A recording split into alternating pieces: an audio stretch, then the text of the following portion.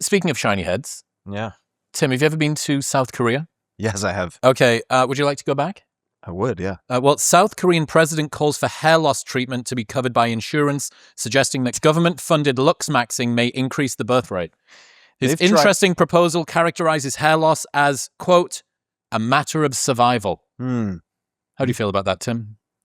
I think that is not the right solution to the problem. They have tried a lot in South Korea, so I have spent time there. I would love to go back. A topic that is often very distressful to people living with it. There you go. How do you feel? I am not distressed because I shaved my head starting with wrestling at like age 12, so I got used to it, thankfully. Oh, you opted in? As soon as I saw the option to white knuckle or shave my head, I decided to shave my head. But I think the stickier part here is actually some systemic issues related to things like rent in South Korea, because they tried a stimulus of something like $2 billion to encourage procreation. Didn't work. And when you look at some of the issues in South Korea that are not obvious originally, because people point to idiocracy like comps where they're like, well, everybody's waiting later, they're getting more educated, da, da, da. But in South Korea, for instance, if you want to build a family, meaning you're going to need a larger apartment, there are very straightforward things that are a problem, like your safety deposit or security deposit for the apartment is like 12 months rent, and people can't afford it. So they're like, I can't afford it. I can't afford it. That's so many months rent for security deposit. It is. And they're like, I can't afford it, therefore I can't have kids. Who can afford a year of rent if they're renting? Yeah. And I may be getting the months slightly wrong, but I talked to some Koreans and they're like, no, it's like, I want to have a kid and here are the reasons I can't. So I don't think fixing hair loss is going to actually solve that type of problem. Look, Tim, we're playing in the margins here because we can't get into the housing problem. Okay, and the margins happen to be the top of the head. That's what matters most. The most interesting explanation I've heard for South Korea is K-pop. In order to become a K-pop star, you have to sign your agreement. Your artist agreement says that you're not going to be in a relationship while you're doing it. So they have created the most popular cultural export and import, I guess, or internal stars have no families, no kids. Think about what happens when you do that. Like, it's just, so inversion, easy as fuck. The only way you can become a K-pop star is if you've already got kids. That's my solution. Anyway, that's because also these become like fucking dumb role models, and now these role models have no kids. Those kids don't need rooms. What are we talking about here? Yeah, no, they can go on the road on the tour bus, right? There was that guy in Georgia. So to try and fix the country or the state, the country of Georgia, in an attempt to try and improve the birth rate there. It's very religious. I think it's very Roman Catholic, and there's a rock star preacher guy, and he said, I will personally baptize the third child of any family in the country. All of these families speed ran children to get to the third, and it's had a meaningful increase in the birth rate because these families wanted this guy that was basically the most popular person in the entire country to like do the thing on the kid. So, or you could just do what certain billionaires like the CEO of Telegram has done and say, I will pay for IVF for as many women who would like to have sperm donoring his way to 100 plus. He's a 2026 Genghis Khan. Yeah, he's doing it the nicer way. It's weird that most people don't do that, you know? It's so programmed to, it's like we're programmed for the instrumental part of it, like the sex, but like not actually the actual like evolutionary goal is not part of the programming. Right.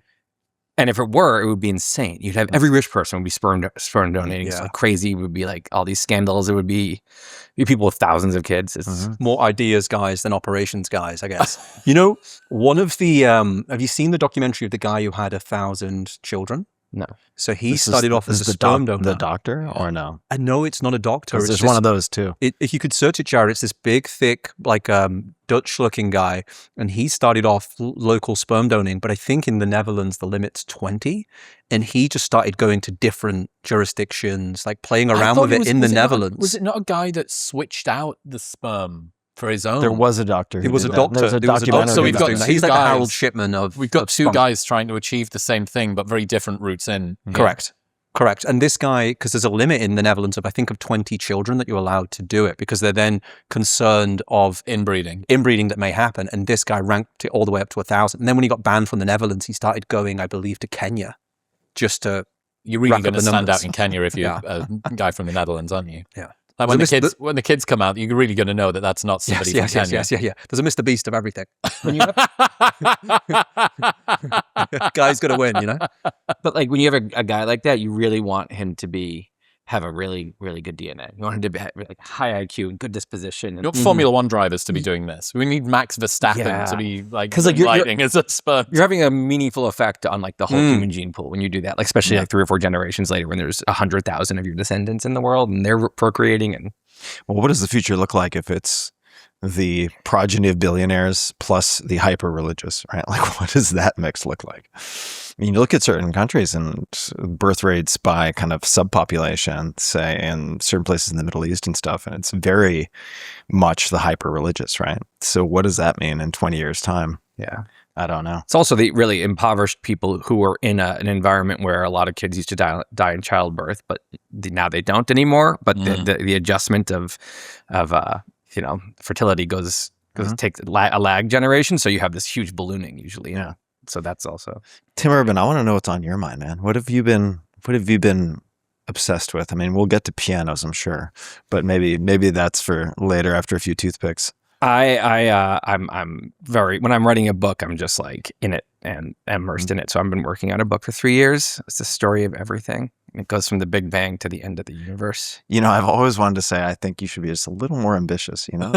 Reach for the brass ring. You know, it's like secretly kind of not as hard as it seems because you don't have to go that in depth on anything. Mm-hmm. So it's little dips. It's like a kind of like 100 blog posts in one. You're like World War II. That was a bummer, but it worked out. No. So for example, one sentence. No, literally. Like so, sorry, Japan. We'll make it up to you. I was like, what do? I have the World Wars. I can't not mention them, but like, there's certain things I want to focus on things that people are like, I never knew that, or like, that's so mind blowing. Like, we're not gonna go deep enough. Everyone knows the basics of World Wars, right? So I decided instead I'm going to make it like a 2-page story that's going to be an allegory, which is a brawl at Denny's.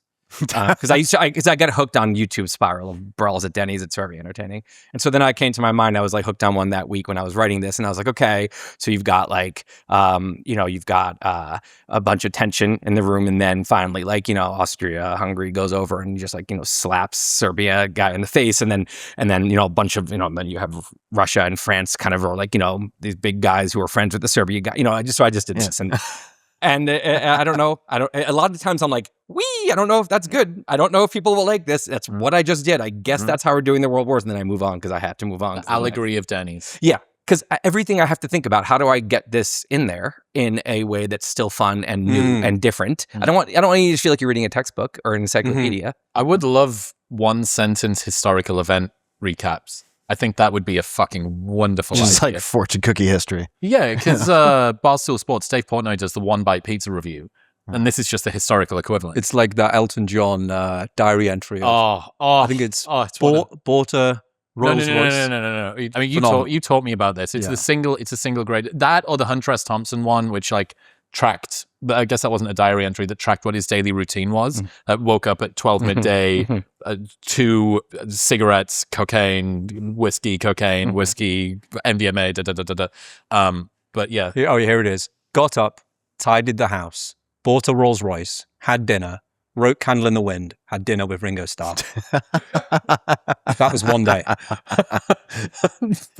Bought a Rolls Royce, wrote Candle in the Wind, had dinner with Ringo. I wonder if tidying the house was meaningful to him. Was that like soothing therapy, or was that just buying time before he could justify walking to the Rolls Royce dealership opened? I will never know. It's also 2 dinners in there. That's true. I think one of those is an error. I think the middle dinner didn't exist. We also use lunch and dinner. We use lunch and dinner interchangeably in the UK. It's very dinner or supper or something, right? You can throw that. You can throw tea in the mix as well, Tim. Yeah, okay, tea's good. Afters is also not bad. Yeah, afters is dessert. Completely gets mixed up. I had to. So I also had to get. It's like speaking in one sentence. I had to get from, because I'm going. I did like ancient Mesopotamia pretty thoroughly because that's so like important. And like, the first empire, which was the Akkadians, and you have Sargon the Great, the first emperor, and I did all that. And then I'm like, now I want to get to like the Bronze Age collapse and that stuff, but there's 1,000 years in between. So I decided, again, I'm like, what do I do? So I just wrote a so I'm going to do this in one sentence. And it ended up being a paragraph, a pretty long, like it had probably be a full page, but it's a one run-on sentence that goes through 2200 BC to 1200 BC. So you got, you know, you really speed run it. Well, but not usually. Sometimes then I would slow down and, you know, spend 20 pages on, you know, the Bronze Age collapse or whatever. But like, yeah, I think one sentence. Rome. You did Rome in a single sentence. No, Rome is later. Separate treatment. Okay. Yeah. Rome I had to say a little bit more about, but you know, not going to go through the whole. How did you choose this book project? Because I write blog posts about anything, and it's a great format. Now, just so people understand what we're talking about, because I have more context than some people listening. How long are some of your blog posts? So the short ones are like 3,000 words, which is like, I don't know, 10 minute pages. read. Yeah, something like that. And then early on, I was like, I can't go over, 2,000 words. And I was like, okay, I can't go over 3,000, 4,000. And then it just kept going up. And then I did one that was like 8,000, but like it got some traffic. And I was like, people liked it. Okay. And then the next one. And then so I just had a problem where it was like one of these, it's like someone who keeps taking like, more drugs to get the same high. Like, so I would just start like then getting more thorough. And by the end, I was writing 40,000 word. That's word count inflation. That's a book for most. It's like 50,000 words is a it's like 120, book. 150 page book, something like that. So I had this format where I can write any length blog post. So I'm like, why would I do a book? And then I was like, okay, if I'm doing a book, it has to be a topic that I could never do as a blog post. Like, what's the ultimate topic that like is so big it has to be history of everything? So the answer was everything as a topic. Now, I'm just going to pat your back a little bit because I know you're not going to do it yourself. One of your longer posts, is it fair to say, I hesitate to even call it a post, but man of the hour, right? SpaceX is on a lot of minds. I checked today, it's like 2.5 trillion market cap right now. So Elon liked your stuff so much that he gave you exclusive access to what? Yeah, so he read my AI post and was like, hey, I like how this guy writes. This was circa when? This is 2015, beginning of 2015. 2015. So this is really early days with AI and with Elon, really. Yeah. I mean, he was a huge deal, but a lot of people I told in my life, they didn't know who he was at that time. Yeah. And SpaceX was, some people knew about it, some people didn't. And basically he said, how he is. He's very like, he likes to trust people and be hands off in a lot of those cases. So he said, would you like to write about Tesla or SpaceX ever? And normally if someone's like, you want to write about my company, I would say no. But like Tesla and SpaceX are as fascinating as any blog post could be because they're about such bigger things than a company, right? Also with the access that you could get. So then he basically said, you can talk to me as much as you want and also any engineer you want, and they don't have to be media ready. And I said, because I said to him, like, and then on my side, I was like, I'm not like a journalist who's like, you can't change anything. I'm like, I'll send you the post at the end. And if there's something like some proprietary thing someone said that's not supposed to be in there, you can take it out. And they really almost took nothing out. It was like the cost of like a Starlink set. Starlink was an idea at that time. It was like, little things like that, the bandwidth of a Starlink satellite, things like random numbers. There were like 2 or 3 of those. You can't put that in. Elon had like criticized someone that later they were like, nah, we don't want that in there. I was like, okay, I'll take that out.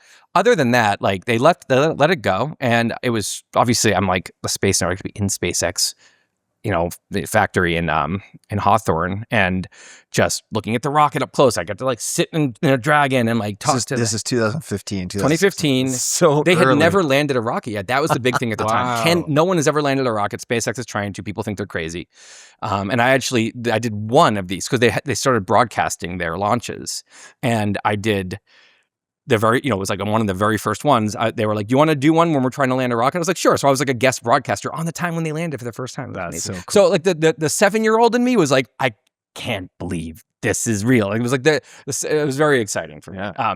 And then later I wrote a big post about Neuralink, which they launched the company alongside that post. So it was like, and then the scariest thing ever was the whole company now is kind of waiting on me. And I'm a procrastinator. Oh, with Neuralink. Yeah. And like, we're talking about how my posts always go longer. They thought it was going to be like a 6,000 word post. This one was 40. And Elon, by the way, I think this chill. He was like, it's so long, bro. And I was like, this is how I am, dude. This is how I don't know what to tell you. I can't not do it. There's so many. I can't talk about Neuralink without talking about other brain-computer interface. I can't talk about those. And then I have to talk about evolution. And then I have to talk about the brain. The nervous system. How did it evolve in the first place?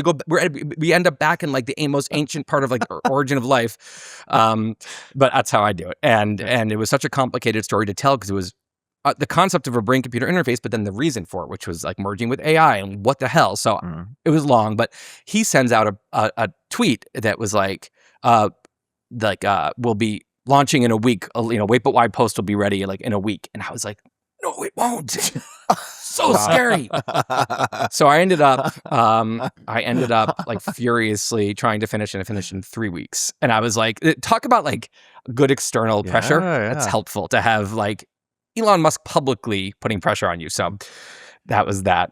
But yeah, and it's just great because you get to like by writing that post, you end up just fully understanding like a whole industry you didn't understand before, right? So it was fun. So amazing. Yeah, there are blog posts, and then there are blog posts. Right. But yeah, so that's why a book had to be something even bigger than something like that. You've got the most watched TED Talk of all time as well. Second post. Oh, who beat you?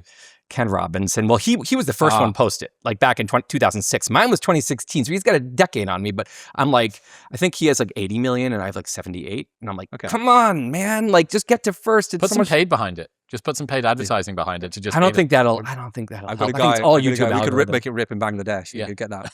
Yeah. You got one of those watch farms. Yeah. Just We loads could of do that. people We could get just that. learning how to not procrastinate. Maybe for your Kindle version of your book or all your books, you just have, it's almost like signing up for Wi-Fi at the airport. Like you have to watch an ad, but in this case, they have to watch your TED Talk. 30 seconds. Just enough to trigger a play. That's all I need. With the new book, let's say history's kind of like a stock market and everything's priced. I feel like World War II is very much, it's like Apple right now, right? Like people talk about World War II. What parts of history from your research do you think is like way more fascinating than people give it credit? Oh my God. So, I mean, almost everything. I mean, everything once you dig in, you just, so, I mean, I was just writing about the black hole era. Do you know what that is? Like, I'm gonna get like, I might like have an existential crisis if I talk about this, but so basically there's the star era goes on for like 100 trillion years or something like that. So that the last stars will be born around 100 trillion years from now. And then like 20 trillion years later, the last stars are gone. And we're in the degenerate era and there's just nothing except for little white dwarfs. And then that ends and all that's left is black holes. And so how long is the black hole era? Because the black holes decay really, really slowly, but then some of them are going to be huge. But there'll be a point at some point when the last black hole. It's Hawking radiation, right? Hawking radiation, exactly. It's like the tiniest little, right around the edge, the antimatter, whatever. So I was like, how do I explain how long this is? It's 10 to the 106 years. Okay, so what does that mean? How do you put that into context? And the way I thought about it is, okay, imagine if we make a timeline where every centimeter is 1 billion years. So far, this is how long we've gone. Big Bang today, right? And it's 13 centimeters. And now I was like, so how long would this timeline have to be to get all the way to the end of the black hole era? And I said, okay, well, let's just actually I always want to like actually do the calculation. So I was like, let's imagine this is a ribbon with a 0.5 millimeter thickness and it's 1 centimeter wide. And then every centimeter of it of length is 1 billion years. So how long would it have to be? Turns out you'd have to, if you could pack, like, okay, if you imagine you packed this room tightly with ribbon, so it's just like this block, hard rock of ribbon, just packed as much as you possibly could in, and every centimeter is 1 billion years. Okay, would that be enough time? No, you'd have to pack the entire observable universe to the brim with ribbon, and that would get you nowhere close. You'd have to pack, so the final number I came to is 1.4 billion observable universes with this ribbon to have by the end of the last universe, you get to the end of the ribbon, that's the end of the black hole era. So there's shit like that I'm going to put a wrinkle into it because after that, you still have quantum fluctuations. Oh yeah. Oh no, the dark era. And that goes on for even longer. So the five stages of the universe, 5 ages of the universe, book from 1996 goes through this. They had to come up with their own numbering convention to be able to name it. They didn't use ribbon. Yours is much more inventive. Theirs was way more nerdy. The dark era, which just comes after the observable universe, after the black hole era, is way more upsetting because now, imagine you have you wrote a book that contains the history of the universe, right? And every page is an equal amount of time. You could pack, and it's like something like 16 of these, so 1 trillion times 1 trillion times 1 trillion times 1 trillion observable universes, but 16 trillions, to the brim with pages. And from the Big Bang to the end of the black hole era, that whole thing with the ribbon I just talked about is not even the first proton in the first atom of the first letter of the first word of the first page of the first book. So I get upset about this. This is the kind of thing that when I think about it, then I'm like in bed and I literally can't sleep and I'm tossing and turning. And the next day my wife is like, why are you so tired? And I'm like, it's too like embarrassing to explain, but like I'm having an existential crisis about how long the universe is going to last. We won't be here, but that amount of time will pass. And that is weird. Like no one should want eternal life. There's an interesting theory about super advanced alien civilizations shutting down because toward the end of that era, you end up with an unbelievably cold universe, one that's significantly colder than ours now. Now, it's not much, but on the margins, this makes a big difference because almost all energy usage blows off heat. And if you were doing simulations, ancestor simulations, future simulations, if you'd gone into the metaverse and decided to make this your new place, it's way more efficient to do this the later that we go. So I'm going to guess that you came across this too. It's one of the explanations for the Fermi paradox, which is the paradox that asks why have we not seen aliens when there's should be lots of them out there. We should see something. There should be some that are far more advanced than us so that they should really be noticeable out there, building Dyson spheres and stuff. And there's many explanations. One of them is they're all hibernating because they've all figured this out and they're going on this thing that will feel like a second to them. But they're just going to go past a few, I don't know, whatever it is, few hundred billion years. And we're just in this era where it doesn't make sense for an advanced species to be conscious. So they just are all hibernating. It's like waiting for the ventilation guy to come and fit the AC before installing your new computer tower. That's what. It's like, it's going to wait. It's too hot. It's going to make the apartment too hot. Right. Let's go play pickleball for a while. He'll come in a bit. And then once he's done. Tell us hibernate. It'll just be like a blink. Okay, we're here. Now let's keep going. Yeah. But to us, we're just like, it's empty. No one's here. Yeah. Fucking wild. It's really cool, dude. I got obsessed with that and Supervoids, the Boetta's Supervoid. Now that, if you want an existential crisis, another crisis. Yeah. It's like so you should have a relatively uniform universe, right? A cosmic microwave background, but you don't. You have little fluctuations. But this, even within little fluctuations, it should still broadly be pretty uniform, but it's not. There's these huge things called supervoids that are like millions of light years Some across. of them are, the biggest ones are a billion light years across. Boetta's one might be a few billion light years across, and it's almost entirely bereft of material for billions and billions of light years.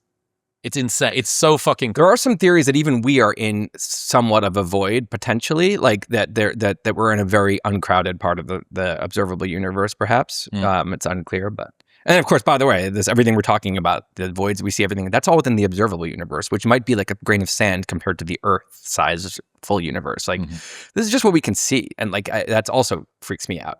Before we continue, most people in their 30s are still training hard. Their protein is dialed in. They sleep better than they did in their 20s. Discipline is not the issue, but recovery feels somewhat different. Strength gains take a little longer. The margin for error starts to shrink. And that is why I'm such a huge fan of Timeline. You see, mitochondria are the energy producers inside of your muscle cells. As they weaken with age, your ability to generate power and recover effectively changes, even if your habits stay strong. MitoPure from Timeline contains the only clinically validated form of urethylene A used in human trials. It promotes mitophagy, which is your body's natural process for clearing out damaged mitochondria and renewing healthy ones. In studies, this supported mitochondrial function and muscle strength in older adults. It's not about pushing harder, it's about actually supporting the cellular machinery underneath your training. If you care about staying strong into your 30s, 40s, and 50s and beyond, this is foundational. Best of all, there is a 30-day money-back guarantee plus free shipping in the US,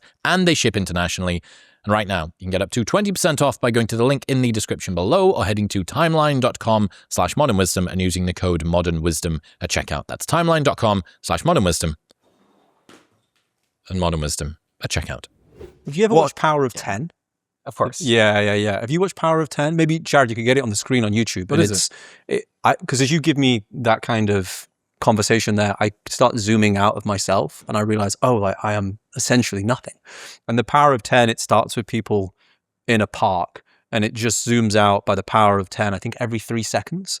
So it goes from them in the park, like zoomed in on their face, to above, to above, to above. And you realize how quickly it goes all the way out to the earth, just essentially being nothing. But then what's the most fascinating part of this video is they then zoom in. So then zooms in all the way. Yeah, it's that top one there. This is the nearest I've found to doing any psychedelic drugs without having to ingest anything. This is a staple of American schools. We watched this. This was in Are school? you serious? Oh, I never saw this. This is how you ended up, like how you ended up, Tim. Because This made a huge impression on me. 10 times as wide. Our picture will center on the picnickers, even after they've been lost to sight. 100 meters wide. It's nice that basically this is making those picnickers the center of the universe. Yeah, that's pretty fun. Powerboats lie at their docks. This must have been difficult to do without This square's much computer kilometer technology. wide, 1,000 I know. I'm meters. impressed. The distance a racing car can travel in Dude, 10 fire up the seconds. autism engine. We This see is the fucking city great. on the lake shore. It's actually a beautiful 10 to the meditation 4th technique to meters, sit there and 10 do this, and then kilometers. start realizing The how many distance a other supersonic people airplane out can there travel in have 10 their own seconds. thoughts. We see Yeah. first the rounded end of Lake Michigan. This is something then that the whole Great Lake. I don't know if you guys recognize this name. The distance So an orbiting Ed satellite Cook, covers in 10 who seconds. was a competitive memory champion. He's from your motherland. He's a Brit. man. And That's all right. then he trained, I think it was Jonah Lair, in a book called Moonwalking with Einstein. So he took a layperson, in this case a journalist, and trained him up to be memory champion in the US, where they have to memorize a shuffled deck of cards for time and things like this. There are various events, kind of like a mental decathlon. But as a meditative tool, he does this zooming out, right? And there's also a really, this is like the Brit roll call here, but I think Oliver Burkeman is also one of your countrymen, wrote a great book called 4,000 Weeks, which is tremendous. And one of the chapters is called Cosmic Insignificance Therapy. And it's some version of this. But that is partially why I wanted to ask you, like, to what extent do you find it helpful to think about this stuff, where perhaps it puts problems in perspective versus overwhelming in its magnification of your insignificance? On right? that, Like, there's a great cartoon. I think it's by Asher Perlman, and it's a guy saying, not only are your problems insignificant, you're insignificant in the grand scheme of the universe. So it's like this guy who's dealing with like nihilism, and then it's like the reframe is, you also don't matter in the whole universe as well. yeah. So you can have that effect that happens to people. Yeah. So I'm curious for Yeah, I you, mean, Tim, like, personally. I think it does make me feel kind of cozy in a way. Like I think it makes me feel better because it makes me feel just like lucky to be conscious here for a second, as opposed to thinking like this is the baseline and oh my God, I'm gonna like die and that's gonna.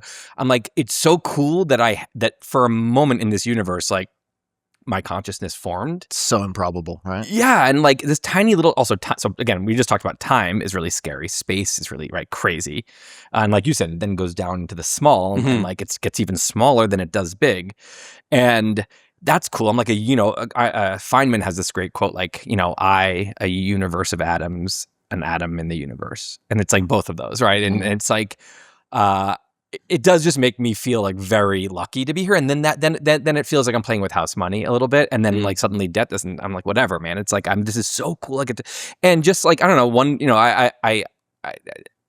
I'm tickled by these thoughts. I find it like endlessly, I get the dopamine hits I get from them. So to me, it just, it's usually a positive. I don't like reading about like the rise and fall of empires. There's other parts of the book that I'm like, that's not a nice thought, because a lot of these empires Feels a bit close to home. at their peak, they were really sure, or even on their way up, or even on the early way down, they were, this is it. We finally are here in the modern times and we figured it out. And like those empires of the past, like they made mistakes that we won't make. And every single one, they're at a catastrophic fall.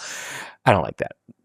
Yeah. Well, I was joking with Chris when we did an episode recently that I think we spoke about this as well, that as every empire falls, nobody announces that the empire has fallen. So it's obviously up for debate, but Rome, most mainstream historians will say that Rome fell in about 476 AD. And it's almost because it's quite poetic, because you have Romulus saw the rise of the Roman Empire. He was the first Roman emperor. And then young Romulus was deposed, and that was the end of the Roman Empire. But the next day, there was no big announcement that the Roman Empire had fallen. So much so, you obviously have the split of the Roman Empire. I think in the 700s AD, Charlemagne is announced as the official Roman emperor. So 300 years later, it was still going on. Voltaire said, the empire that calls itself holy, Roman, an empire, is neither holy nor Roman nor an empire. He said that in 1700 AD. So when it came to everybody deciding that the Roman Empire had fallen, when it was officially announced, I think by Francis II, it was the mid-1700s. So I joke that the most powerful empire today, when it falls, there'll be people that still think it's going. Or maybe people in 3000 will be like, well, of course the US empire collapsed in 1994 AD. And we'll be like, huh? What? It's like a punch-drunk boxer that can't admit that he's failing. Yeah. But dude, your career's over. It's time to go. Me and Chris can confirm that there was no moment that, certainly British in our Empire. lifetimes, that the BBC announced the British Empire had fallen. No. It's like, when did it happen? It happened, but when did it happen? Yeah. Speaking of stuff that you learned in school, have you seen the Retro Codex? Have you seen this? Really, really cool website. So it's a website that teaches you things that you learned in school that are now disproven. So you can go in and look at what year you graduated high school, and it'll tell you what you learned in school and have now been disproven. Jared, can you pull this up for me? So I put this in as 2000s, which would be for me and George. Lightning never strikes the same place twice. Lightning has struck several places multiple times. Empire State Building is struck approximately 25 times a year. Wearing red near a bull will cause it to charge. Bulls may not be able to distinguish the color red from other colors. What triggers the bull is movement and physical provocation, not color. The red cape is to conceal blood stains. Goldfish have a 3-second memory. Goldfish retain memories for weeks, months, and possibly years. George Washington had wooden teeth. He did wear dentures, but they were made of other materials such as tin, gold, and lead. Human teeth from enslaved individuals. It's a bit gnarly. You need to wait 20 to 30 minutes after you eat to swim, or you'll get stomach cramps and drown. There's no clinical evidence for that. There's another one. Go a bit further down. I see. Oh, if you roll your eyes, you then you taught get in stuck. school and folk wisdom checked on the top left. I was like, I don't recall getting. If you Go roll down a your bit eyes, more. they'll If be you stuck pee in the that way. pool, everyone will know because it'll turn water green. Hot water washing hands is not Go back better up. than cold water. Yeah, right there. Interesting. I'm learning a few things. Water temperature has not been found to impact the antibacterial efficacy of hand washing. I didn't even know that. After a person dies, their hair or fingernails can keep growing. Who thinks Earth is the only planet with water? I don't know about that. But in the 2000s, Maybe, might you have thought that? Because Pluto being a planet would have been true when we went to high school. Yeah, true. Brown sugar is healthier than white sugar. Yeah, I just like it's nice to and then obviously all of this stuff with the food pyramid that's got turned literally upside down. So Some of these will end up being overturned too, but yeah.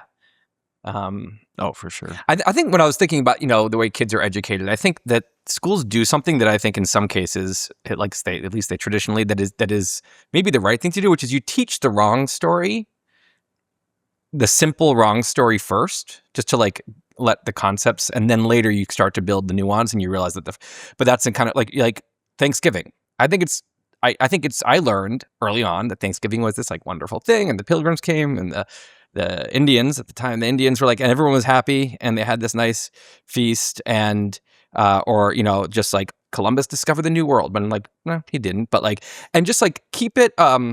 Let the basic story seep in, and then later you can be actually, this is an allegory kind of for that represents a much larger, more complicated, much nastier story often. And I think sometimes right now what they're doing is they're out of kind of, I don't know, kind of political reasons or whatever. They're teaching kind of very, very kind of a hardcore first story to really young kids right away. That they're front loading the gnarly version. Yeah. Exactly, and maybe going too far even in that direction. When I think this is a whole other can of worms, but I think that maybe I want to put the disguise on. But I know, I think that I do think American children should be taught first all these great things about America. They should learn that they're in this great country that's has complicated, that has not been perfect, but they've done a lot of great things. And it's this wonderful thing, and patriotism, and be really proud. And then later, then you can learn a lot more nuance. Or it's the same reason that I think you shouldn't be teaching your kid, that you think your dad's a good person, but actually, he cheated when in his 20s. You know that he did, he got fired. You don't do that. You start with the dad's great, of course. And then later in life, when the kid's an adult, you start, I don't know, this part isn't controversial anymore. You start to then say, dad can say to you, yeah, I'm not perfect. I did this and this, but yeah, You don't need to front load. kids are kids, and it's a very different kind of person to teach. Well, also because, I remember talking to a very close friend of mine who's got a bunch of kids, wonderful guy, very successful in what he does. And I asked him what his parenting advice would be. And his first rule was, you need to teach your kids to be optimists, because action flows from optimism and agency flows from optimism, right? And so what you're describing sort of creates a picture that you don't want to aspire to engage with and seems antithetical to that. Or like second, third, fourth graders just hammer climate change. Your future's destroyed. Like, why? Who thinks this is a good idea? Right. To little kids. Well, and then the older generations are like, oh my God, these younger generations are so apathetic. I'm like, yeah, if Yeah. you're getting Who do you think told them? waterboarded with existential threat all day, yeah, you would be totally. too. I guess it makes sense that the younger you are, the more neuroplastic you are, right? And even like statements like that are quite reflexive. So if I go on the news tomorrow and say it's going to be a sunny day, I have no impact on whether it's going to be a sunny day. But a reflexive system is if I go on the news tomorrow and say there's going to be a bank run, I have an impact on whether there's going to be a bank run. And if you go in thinking America's a terrible country, that's going to be quite a reflexive thing for your entire youth. I mean, it's quite funny listening to not that you were complaining, Tim, but an American talk about the lack of patriotism in their country. Sat with two Brits next to the Yeah, it's kind of like Chris talking to me about like how he's frustrated with the size of his forearms right now. You know what I mean? Like I'm like, okay, I understand, but yeah, I think it's interesting for America to be going through that when you're still by far the tallest midget in the room. Right. Totally. And by the way, there's so much British history to be proud of. Oh, don't get me started. This negative lens. Don't get me started, Tim. I declare, I said this to Chris previously, like we are the most insecure in terms of internal reputation versus external. So if you travel anywhere else in the world, apart from a few places, they often like love the UK. Yeah. But internally, they often criticize themselves the most. I'll never forget a friend of mine his sister came home one day and she said, you know what? She goes, Britain is the racist country on earth. And he paused for a second and he just said, compared to where? She couldn't answer. That line about capitalism, it's the worst system apart from all of the other ones. Yeah. It's just a crazy distortion lens and it's so self-defeating and it's like this crazy, Jack Butcher's got this great line. He says, unlearning is 100 times harder than learning. And if you're laying down those myelin sheaths and some kid who's 5 years old, 6, 7, I don't know when you start to understand what climate is and what power structures look like, but yeah, you're probably best starting off with generalized optimism and getting into specific pessimism or specific scrutiny as opposed to generalized scrutiny. High school, maybe, like maybe a little middle school. Elementary school is just, Most people don't realize how much being dehydrated impacts their performance, which is why for the last 5 years, I've started pretty much every morning with Element. Element is a tasty electrolyte drink mix with everything that you need and nothing that you don't. This orange salt in a cold glass of water is like a sweet, salty, orangey nectar, and I really tell the difference when I take it versus when I don't. It plays a critical role in reducing muscle cramps and fatigue, helps to optimize brain health, and regulates your appetite while also curbing cravings. Best of all, they have a no questions asked refund policy with an unlimited duration, so you can buy it and try it for as long as you want, and if you don't like it for any reason, they'll just give you your money back. Plus, they offer free shipping in the US. Right now, you can get a free sample pack of Element's most popular flavors with your first purchase by going to the link in the description below or heading to drinklmnt.com/modernwisdom. That's drinklmnt.com/modernwisdom. Well, think about now the UK, it looks like, I don't know whether this is actually going to happen. The UK is proposing a social media ban for under 16s, the same as Australia's had. And I haven't seen much of the fallout of this. I steered clear of X for the last couple of days, but I really struggle to see how this is a bad thing. To Steelman, the other side, before you even get onto the 16-year-old, it's also you have to use identification now to use social media for anybody over the age as well. Is that a bad idea? It's an interesting discussion. Everybody's got I'm okay with it. Everyone's got a concern about digital safety. I understand that, but Why have you abstained for the last few days from X? busy.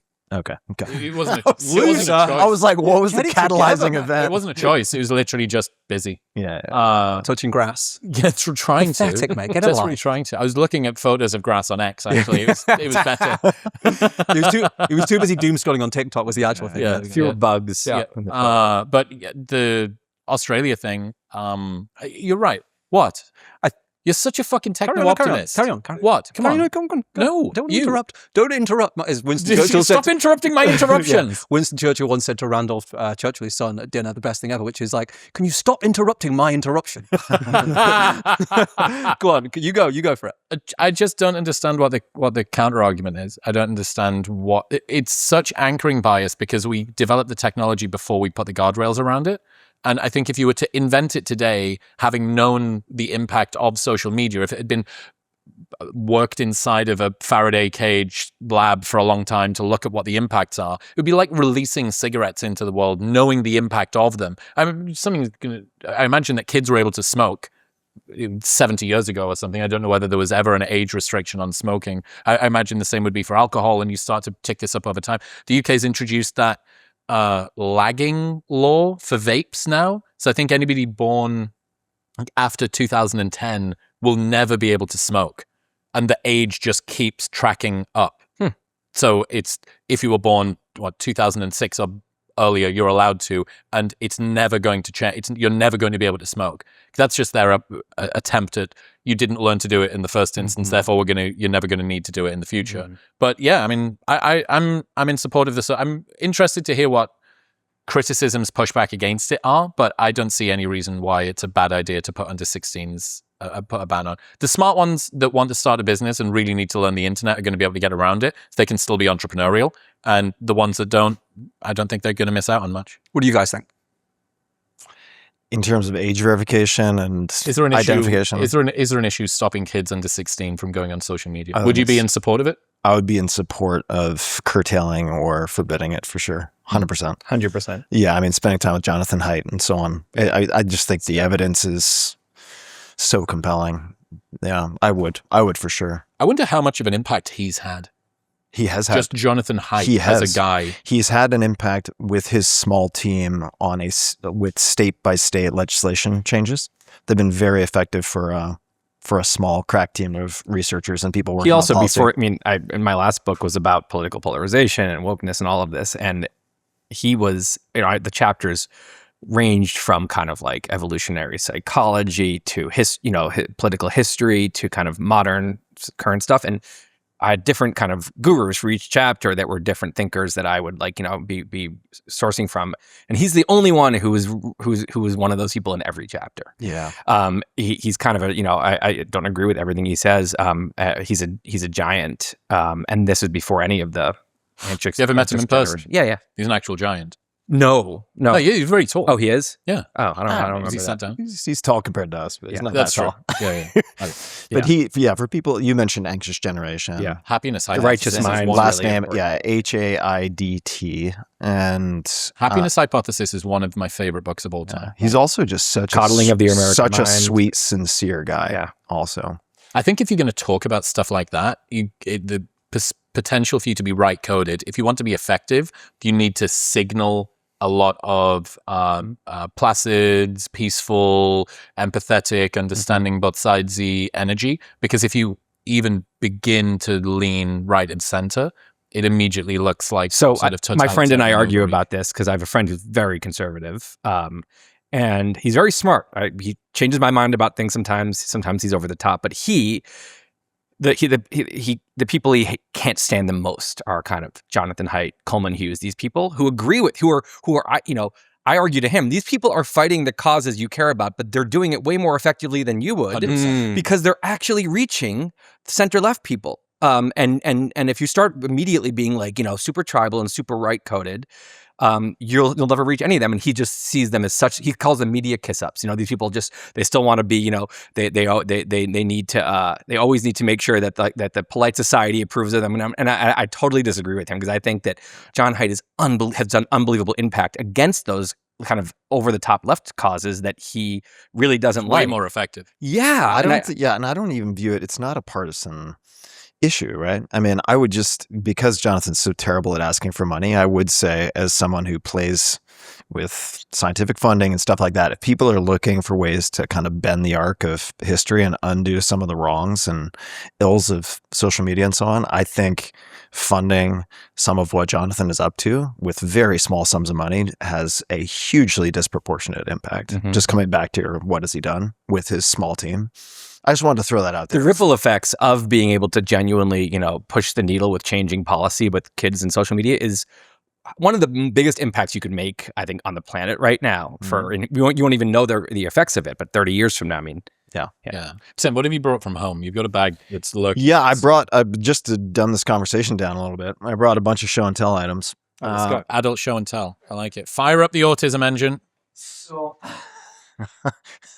so let's see. I'll start. I'll start with. You have a little engine that's you. I'll start with this. So this is called Bite. Okay. And the subtitle is pretty simple. No, it's 124 bits, but it's bits as in little pieces of what look like candy. Mouthwash bits.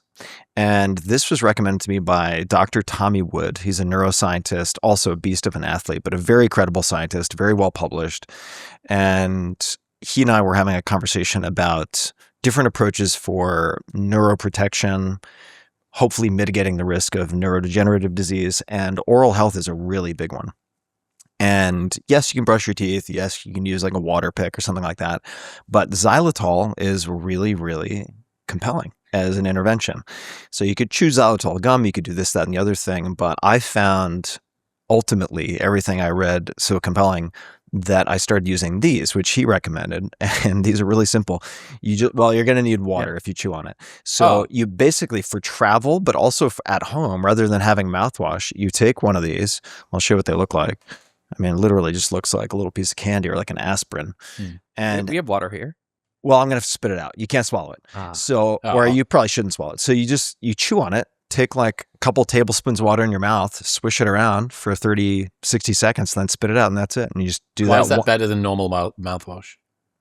Because of the xylitol content, along with a couple of other things. So for sort of antibacterial effects, and I know people, I'm not going to mention this person by name, but MD PhD who had cavities started using xylitol twice a day and went back to the doctor, or the dentist rather, no cavities.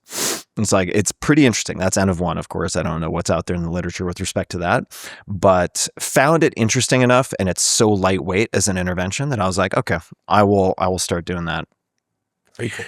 And anything that you can kind of just like have on your desk and just like pop one in, and you know, while you're, you'll do a lot more. I mean, my compliance with this, also with the amount of travel that I do, does it taste good? Is really yeah. Just tastes like kind of like candy. A friend of mine wanted me to get into organ meat, and I'm like, I'm not going to grind organ meat into my smoothie. I'm sorry. He does this. That sounds gross. And then he got me these pills.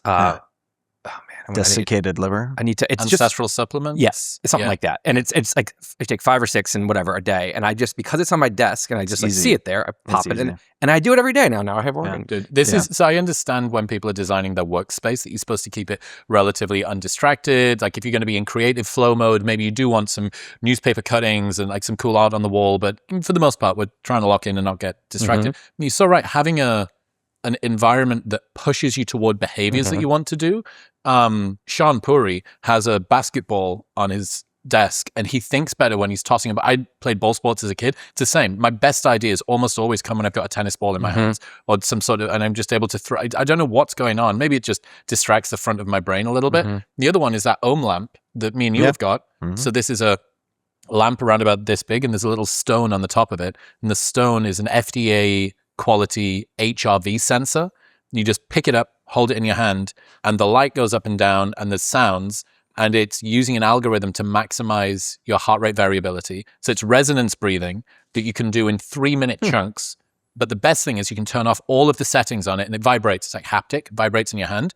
Pick it up and hold it, and you can watch a movie. I went and checked, because I talked about it on my newsletter this week. I've done 160 hours of resonance breathing in 6 months. Just this year, I've done 160 hours because I just grab it next to I've got one in my office, one here, one there.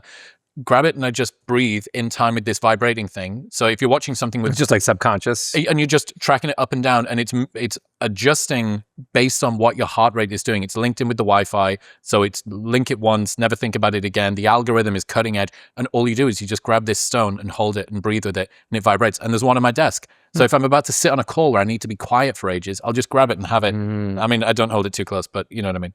I have hundreds of fidget toys, like of all different kinds. And I get like, I have a certain like dish on my desk that these are the ones that are in the rotation right now. And I have the whole archive back there. Where'd you get your fidget toys? Oh my God. Well, for Instagram ads is deadly for me. It's figured me out. Specs, there's a spaks.com, I think, is just that they have amazing like soft silicone covered magnets and like stretchy things, and I have silly putty, and I've got mechanical toys, and it's an important thing for me. That's why if I don't have those, I'll bite my nails too. That's why these toothpick things, or an equivalent, but the Newtonic nootropics are just a bit of an oral fixation. If you're working away writing something, your business partner Josh, because he's a real caffeine fiend, like ex-Muay Thai fighter, now Brazilian Jiu-Jitsu dude, like kind of hardcore guy, just started stacking them on a morning and got onto a call. I think it was with you, and he had 6 in his mouth because he'd never taken any of the old ones out. He just kept adding them in. So he looked like a camel that was chewing on a bit of straw, and he had all of these things poking out the front of his mouth. Yeah, I find that if you've ever, I don't know if you're like me, but if I'm sitting at my desk and a friend calls me, and we're talking, and then I get really like animated. I say something, I'm like, yes, and I want to make this point. 100% I'm up and I'm walking, pacing, right? And I'll, even if I'm driving and I get home and I'm in a good phone call, I'll just keep looping around because it's something about the movement. And then so I think, well, why am I sitting at my desk when I'm writing? Like, it's probably something about it, my mind really lights up. Like, it wants to physically move. It's all tied together. So like, I'll just do a standing desk with one of those rockers or a treadmill. They have these like little rockers, and it's just kind of like, I don't know, it just keeps you moving.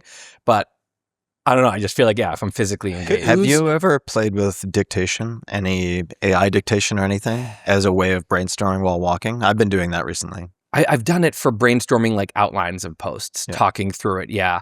But even better for me, if there's someone on the other end, especially someone I like respect. So this is my assistant, Alicia, who's been working with me for 10 years.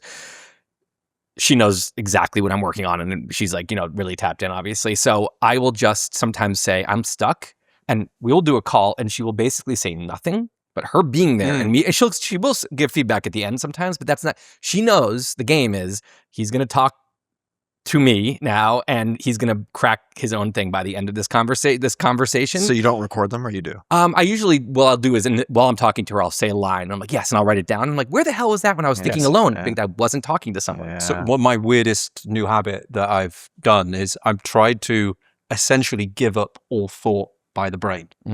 So like, sounds so hard. let me explain. So Lots of nitrous. yeah. So most people, or my former self, existed in the kind of simmering 6. So the middle kind of ambient rumination. And the big trend at the minute is the whole like retard maxing, to stop thinking, which I think's a bit ridiculous.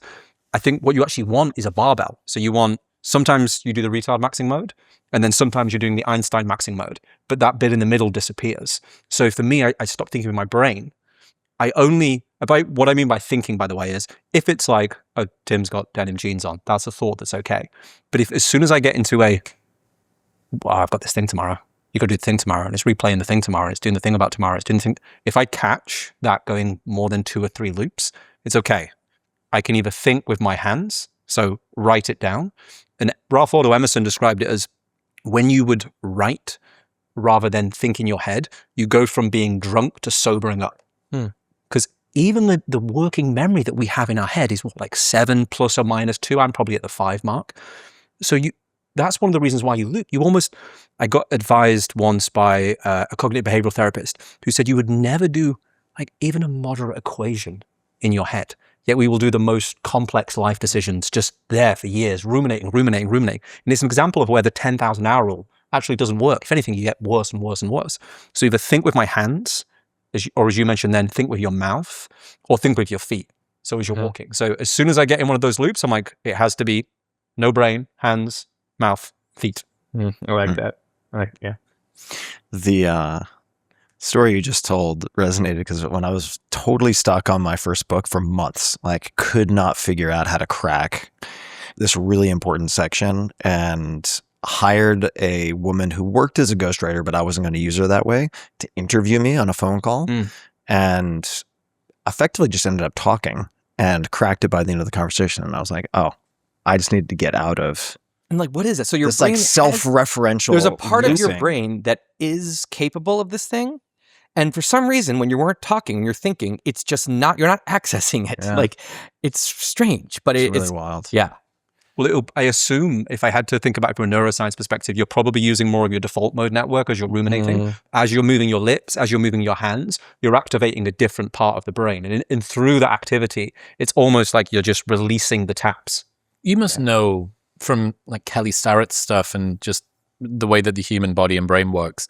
Why is it that we want to locomote as soon as we start thinking about something deeply or we have that conversation? Because it's the same for me. If I get on a good call, like even if I now have a habit that if somebody just rings and I've got nothing to do, I'll get up and go for a walk because hooray, it's good to get steps in. But there's other times where you start to get really animated and you just find yourself walking. Like what is it about the act of walking that makes thinking easier? I'm not sure. I don't know. I mean, Kelly Starrett, people should look up Becoming the Supple Leopard. He's very famous PT, performance coach. Deathbound. Really knows what, if you've ever used like a lacrosse ball to loosen up or like distraction with a band or something like that, he popularized a lot of that stuff. The couch stretch, named by Kelly, etc. So he's worth looking up. I don't know. There are people who do really well sitting still. My fidget fix is like Japanese / East Asian like pen spinning. That's a whole thing. So that people can find like a 20-year-old YouTube video of me showing like the basics of this, but I'll just sit there doing different types of spinning with a pen. That's my move. Pacing also, huge pacer. For me, I think it could be, I'm just speculating here, but occupying a part of your mind that is, for instance, like the monkey mind, right? I think this is part of the reason why flow states often include some kinesthetic component, right? Whether it's music, playing violin or something like that, surfing, whatever it might be. I think that there is an occupying of certain cognitive faculties or looping mechanisms that is aided with physical movement, but that's just... It's like when my 15-month-old is annoying me and I'm trying to do something, I'll just like hand her something to occupy her, and then she's like, and it's like a little like there's like a 15-month-old in my head that's like, and I'm like, shut up, and I just give something, and then it's like, fiddle the fidget spinner. Hurry up and fiddle the fidget spinner. Did you know your gut controls your energy, your recovery, how well you absorb everything that you eat, and the one nutrient that keeps it all running properly is fiber? Well, it turns out that 95% of Americans don't get enough of it, which is why I'm such a huge fan of Momentus's Fiber Plus. Most fiber supplements are a one-trick pony, one type of fiber solving one part of the problem. Fiber Plus is a 3-in-1 formula built to tackle digestion, gut barrier strength, and blood sugar stability all at once. I use this every single day. It is kind of hard to get enough fiber just through food alone. And best of all, Momentus offers a 30-day money-back guarantee. So you can buy it,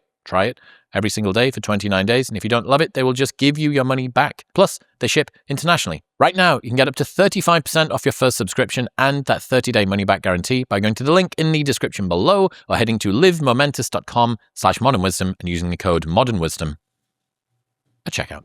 Question for you, Tim. Yeah. Question. As you was talking earlier about the treadmills and all the fidget spinning devices and the Instagram ads and you're buying stuff, I was thinking in my head of if you was born 10 years ago. Did you say if you was born? If you were born. It's, again, British English coming in. That's not really. I liked it. British people talk so much more cool than we do. If you was born around about 10 years ago. Listen here, mate. Would you have been like diagnosed with ADHD? Yeah, this is like the age-old question in my mind is, do I have ADHD? Am I a classic example of it or not? And like, I guess I don't know. I wonder if I were born, in that age, whether I would have been like medicated because I was a class clown. But I did well in school, and it was never hard for me to like. I always think of like real ADHD as like you're sitting during a test and you're just like you can't focus on the test. You need extra time. That was once I had adrenaline. Like, oh shit, I was like I could focus really well. So I don't know. Do you get calmer with stimulants? Are there certain stimulants where you end up like actually calming down and focusing, or do you get agitated with stimulants? Or something? For me, what it is like there's like a perfectionism that is if once I can't transition. I'm awful at transitioning. I will procrastinate from starting work for hours, and once I have to start, once I'm in it, now I'll get going, and then someone will interrupt. I'll be like, and I'll miss dinner because I just want to keep working. So it's like it's this weird like I'm very in a lot of inertia for whatever I'm doing, and that to me is a huge thing. Is just like there's no adult around making me start work, and I grew up with that as a crutch always. I had to go to class. I had to finish this. And now there's no one. So I will just self-defeat for hours and waste the good part of the day. And then finally, so that's why, again, another thing I do with Alicia is, Alicia's your sister. yes, I will share my screen with her at like 10 a.m. and she's working on her. You got to be very careful with that, depending on how your day goes. Yeah, you have spaces. You go to a safe space. And she is working on her own thing. I don't know when she's looking at my screen and when she's not. She's probably not usually, but she might be. And so I'm not going to procrastinate in front of someone that's mortifying. You've created a digital panopticon. Yeah, it's great. There are services that allow you to do this. They'll pair you with someone else, and you work like at the same time. Yeah. I can't recall. But it has to be someone that really knows. Like if I'm on a certain research page, they might not know. Is he procrastinating? He's not. She'll be like, "That's not relevant. What are you doing? Like you're going too far." Will she actually police you?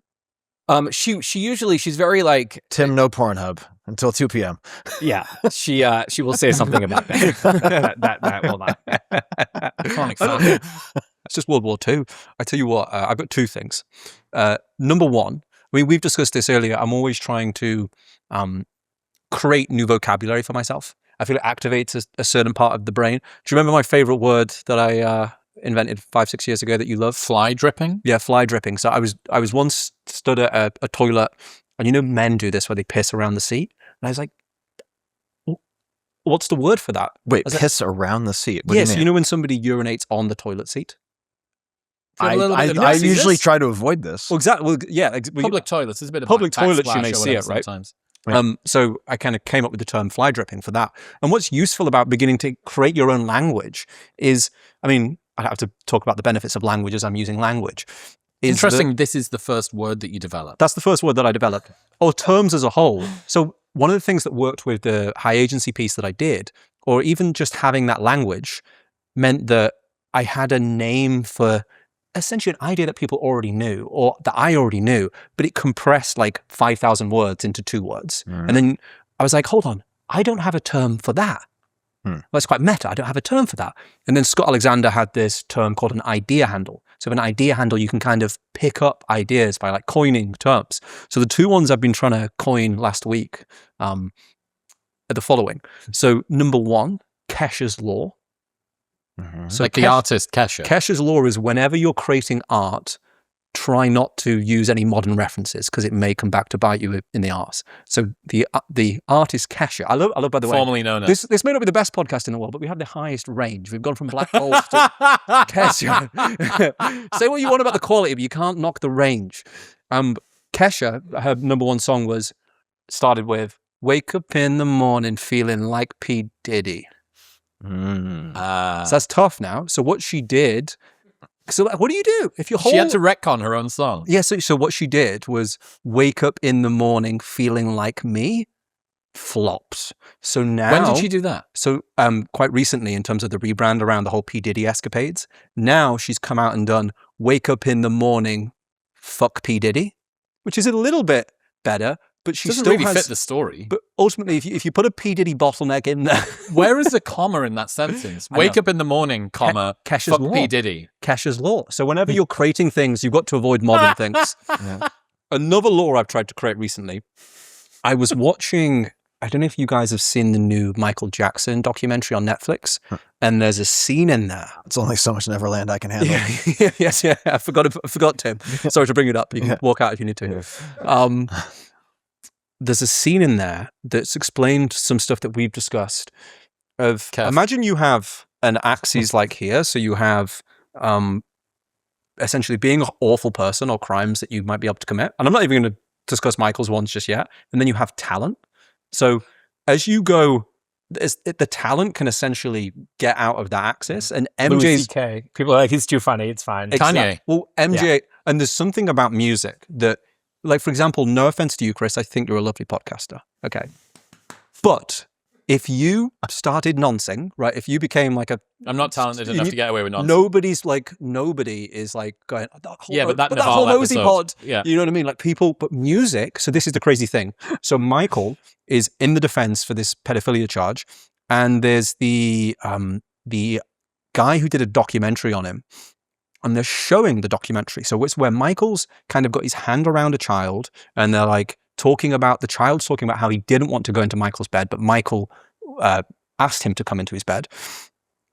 So they're playing the whole documentary as proof of potentially his crimes. But within the documentary, it plays some of his music. So what's interesting, you have both the defense, the judge, the jury, and even the defense said when they played Billie Jean, he saw himself doing that. He saw the judge nodding his head. I was like, wow, MJ's Law, you could be, the defense could hear your music and still bob their head. Yeah, you're giving them like actual like pleasurable dopamine hits, and that makes that just endearing. Yes. There's some, we talk about this a lot, of people that are in the pop culture, thinkers, speakers, artists, whatever. Who is it that's got the largest bank account that they could withdraw from before they go into Bill Cosby like social was credit? probably number one. And he if you had asked me before all the Bill Cosby scandal came out, I would have been like, Bill Cosby's the number one, like least likely to be canceled person. Wow. And it turns out what he did was so bad that MJ's Law. If you're gonna, like actually like roofie dozens and dozens of like young women that you're promising like career breaks to, that is so bad that like even Bill Cosby, that you can't even, Correct. But you didn't have a Masema Masama Makusa. Yeah, like, I think that's it. true. If Bill Cosby had released a banger, I think music weirdly, maybe. It's almost comedy before music seems to destroy the human brain more than comedy. Yeah. So for example, if you really dislike a comedian or they've done something awful, you can almost not find them funny, which is why I used the example then, if Chris was in court, again, I'm not planting these rumors, but if Chris was in court for doing something horrific and they pulled up his 4K set with Matthew McConaughey, it doesn't do anything. But there's something about music. someone really funny, I think it does Chapter have somewhat the 2 same for effect. Williamson. But not to the level. Not to the level. Now, another example would be, and this doesn't work for the whole population, but political tribalism is like this just powerful drug that just makes brains crazy.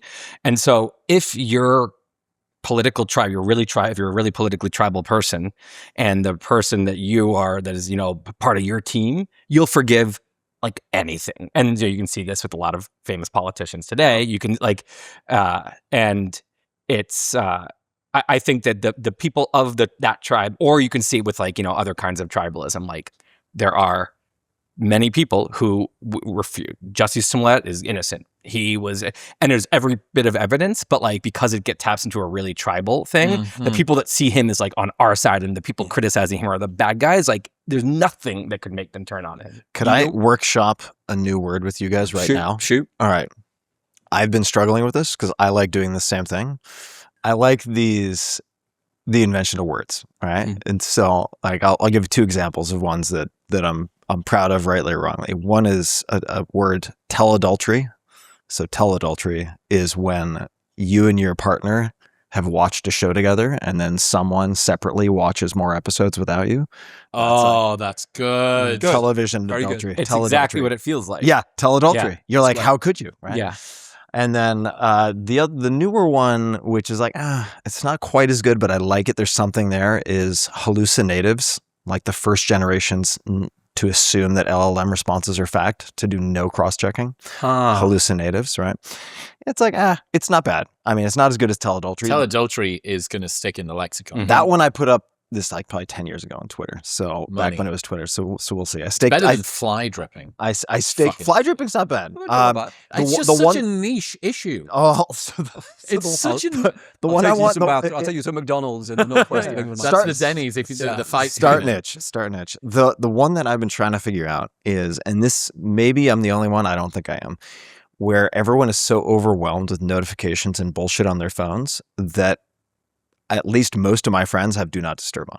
So they'll be like, sure, man, call me. And then you call them and it goes straight to voicemail. And they're like, no problem. I'll call you straight back. They call you back and it goes straight to voicemail. So it's this like do not disturb death loop. But I have not been able to come up with like a pithy word for this. I always joked that if I could have a job, it would essentially be this. So if I could have any job in the world that I would do for free. Coming up with these words. Yeah, the one so this type of thing, or it would be like, you probably don't get it as much in America, but in the UK you have the proper British red tops. So it'll be and they did horrific things back in the day. What's a red top? Red top will be like the newspaper, like proper like scummy newspapers. I got it. But they'll have something like Wayne Rooney's shagged a prostitute that's a grandma, and they're running the story tomorrow, and they need someone to write the headline. Oh, it's like the New York Post. New York Post. Yeah, New York Post. Post. Like the ability to just, I actually hate the articles, but the ability for just somebody to give me a story and then just say, we need 4 words. We need 5 some words, horrible compressed. pun in this headline. Yes. Yeah. Yeah. I'm thinking about like disturb loop, like, or do not loop, or disturbipede, which makes me think about like the human centipede.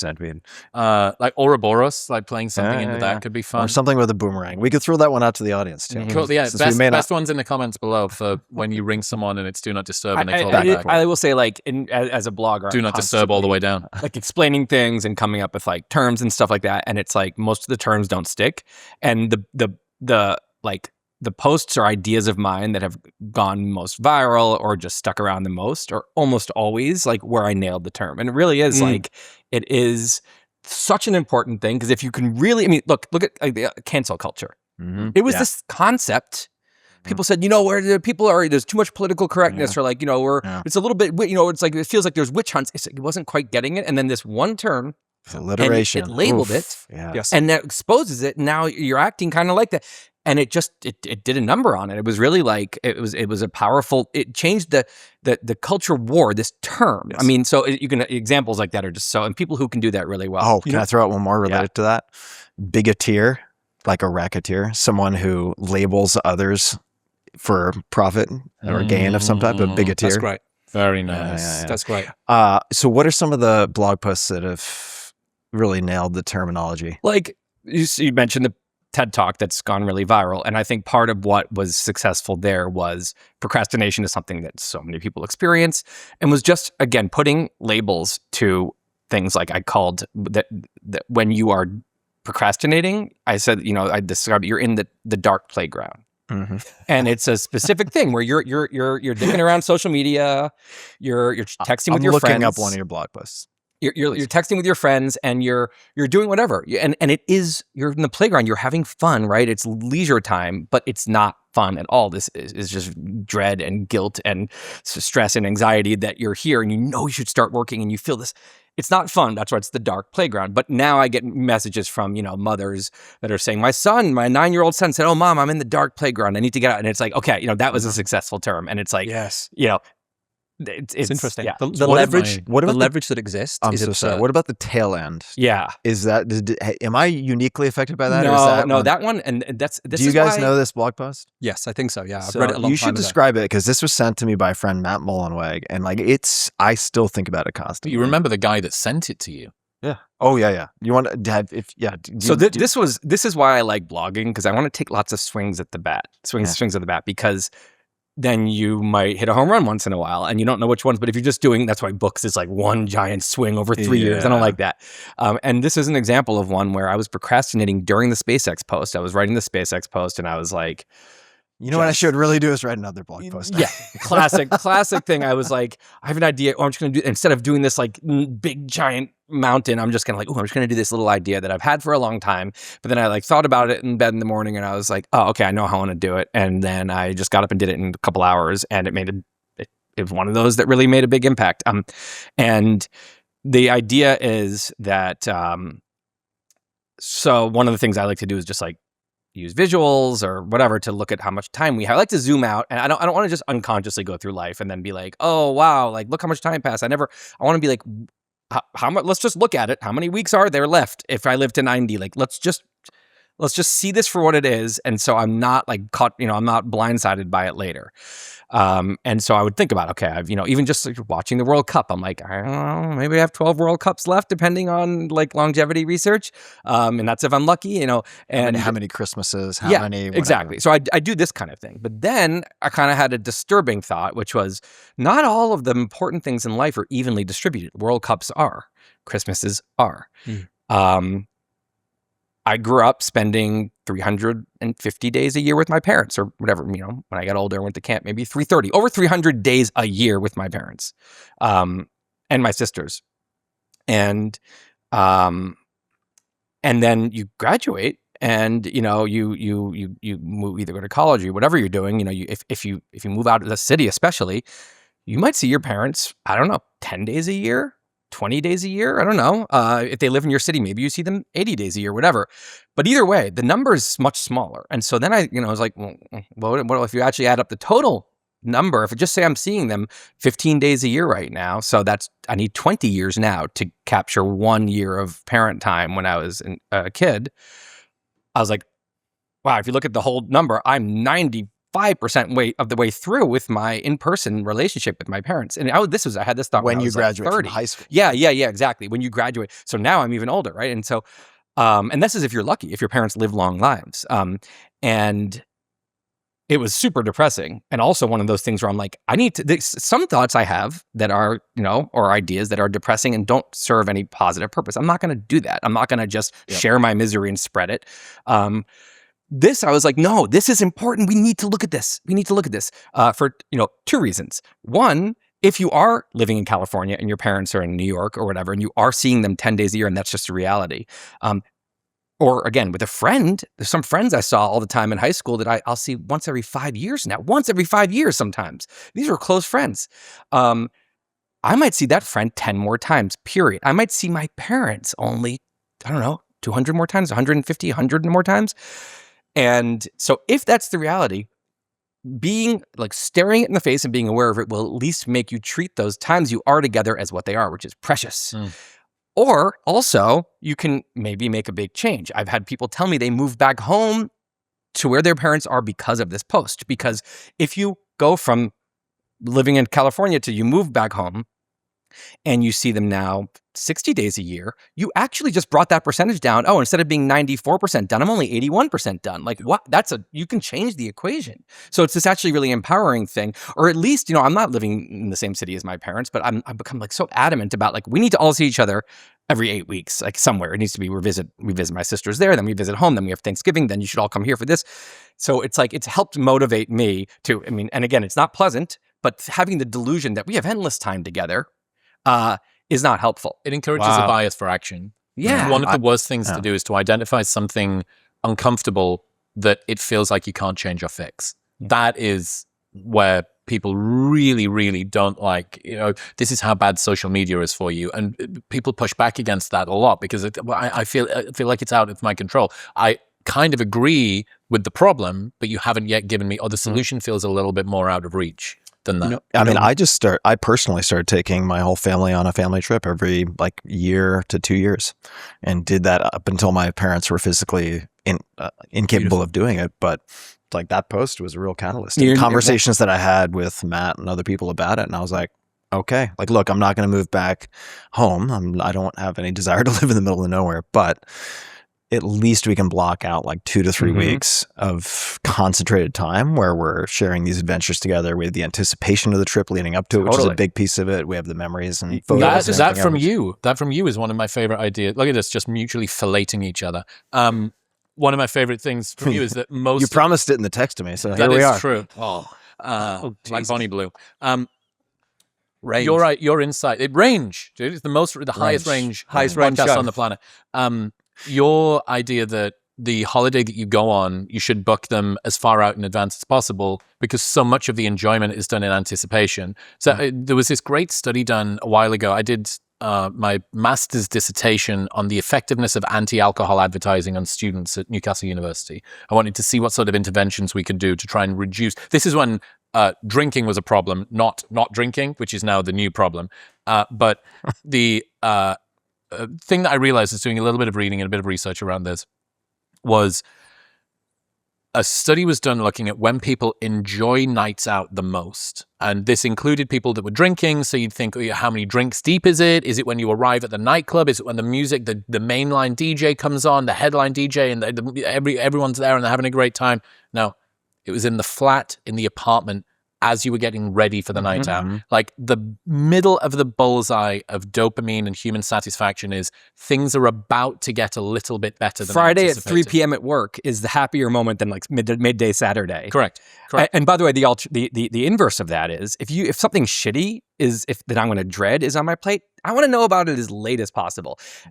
I had 6 months to think about that I have a TED Talk hanging over that's going to, this horrifying thing over the horizon. I wish someone had just told me a month before. If you want me to speak at your wedding, tell me freaking 10 days before. Do not give me 6 months where I'm like, after that Ruminate wedding, about I have this. to come up with a really good speech. Oh, that's so good. Yeah, because Right? you're front loading the pain. Exactly. As well as front So you want to know loading about good anticipation. things way ahead, and you want to know Tell me about bad the gangbanger year in advance, but tell me about the exactly. tax return 1 week before.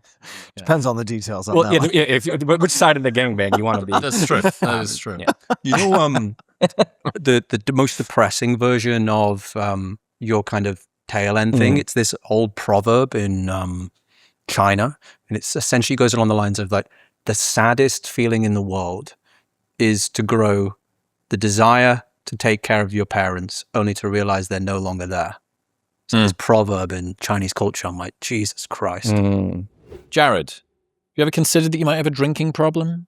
I don't consider a lot, Chris, Well, you drank an entire case of Athletic Brewing Co. last night, but they're non-alcoholic. and that's not a problem? Sorry, man. I just kept chugging, waiting for the regret to creep in. Never happened. See, most people, like Jared, don't want to change what they drink. They just don't want the next day to be a complete write-off. And that is why I'm such a huge fan of Athletic Brewing Co. They make the best NA brews on the planet. You can find Athletic Brewing Co.'s best-selling lineup at grocery or liquor stores near you, or, best option, get a full variety pack of 4 flavors shipped direct to your door. Right now, get 15% off your first online order by going to the link in the description below or heading to athleticbrewing.com/modernwisdom and using the code modernwisdom at checkout. That's athleticbrewing.com/modernwisdom and modernwisdom at checkout. Near beer terms and conditions apply. Athletic Brewing Company, fit for all times. Bottoms up.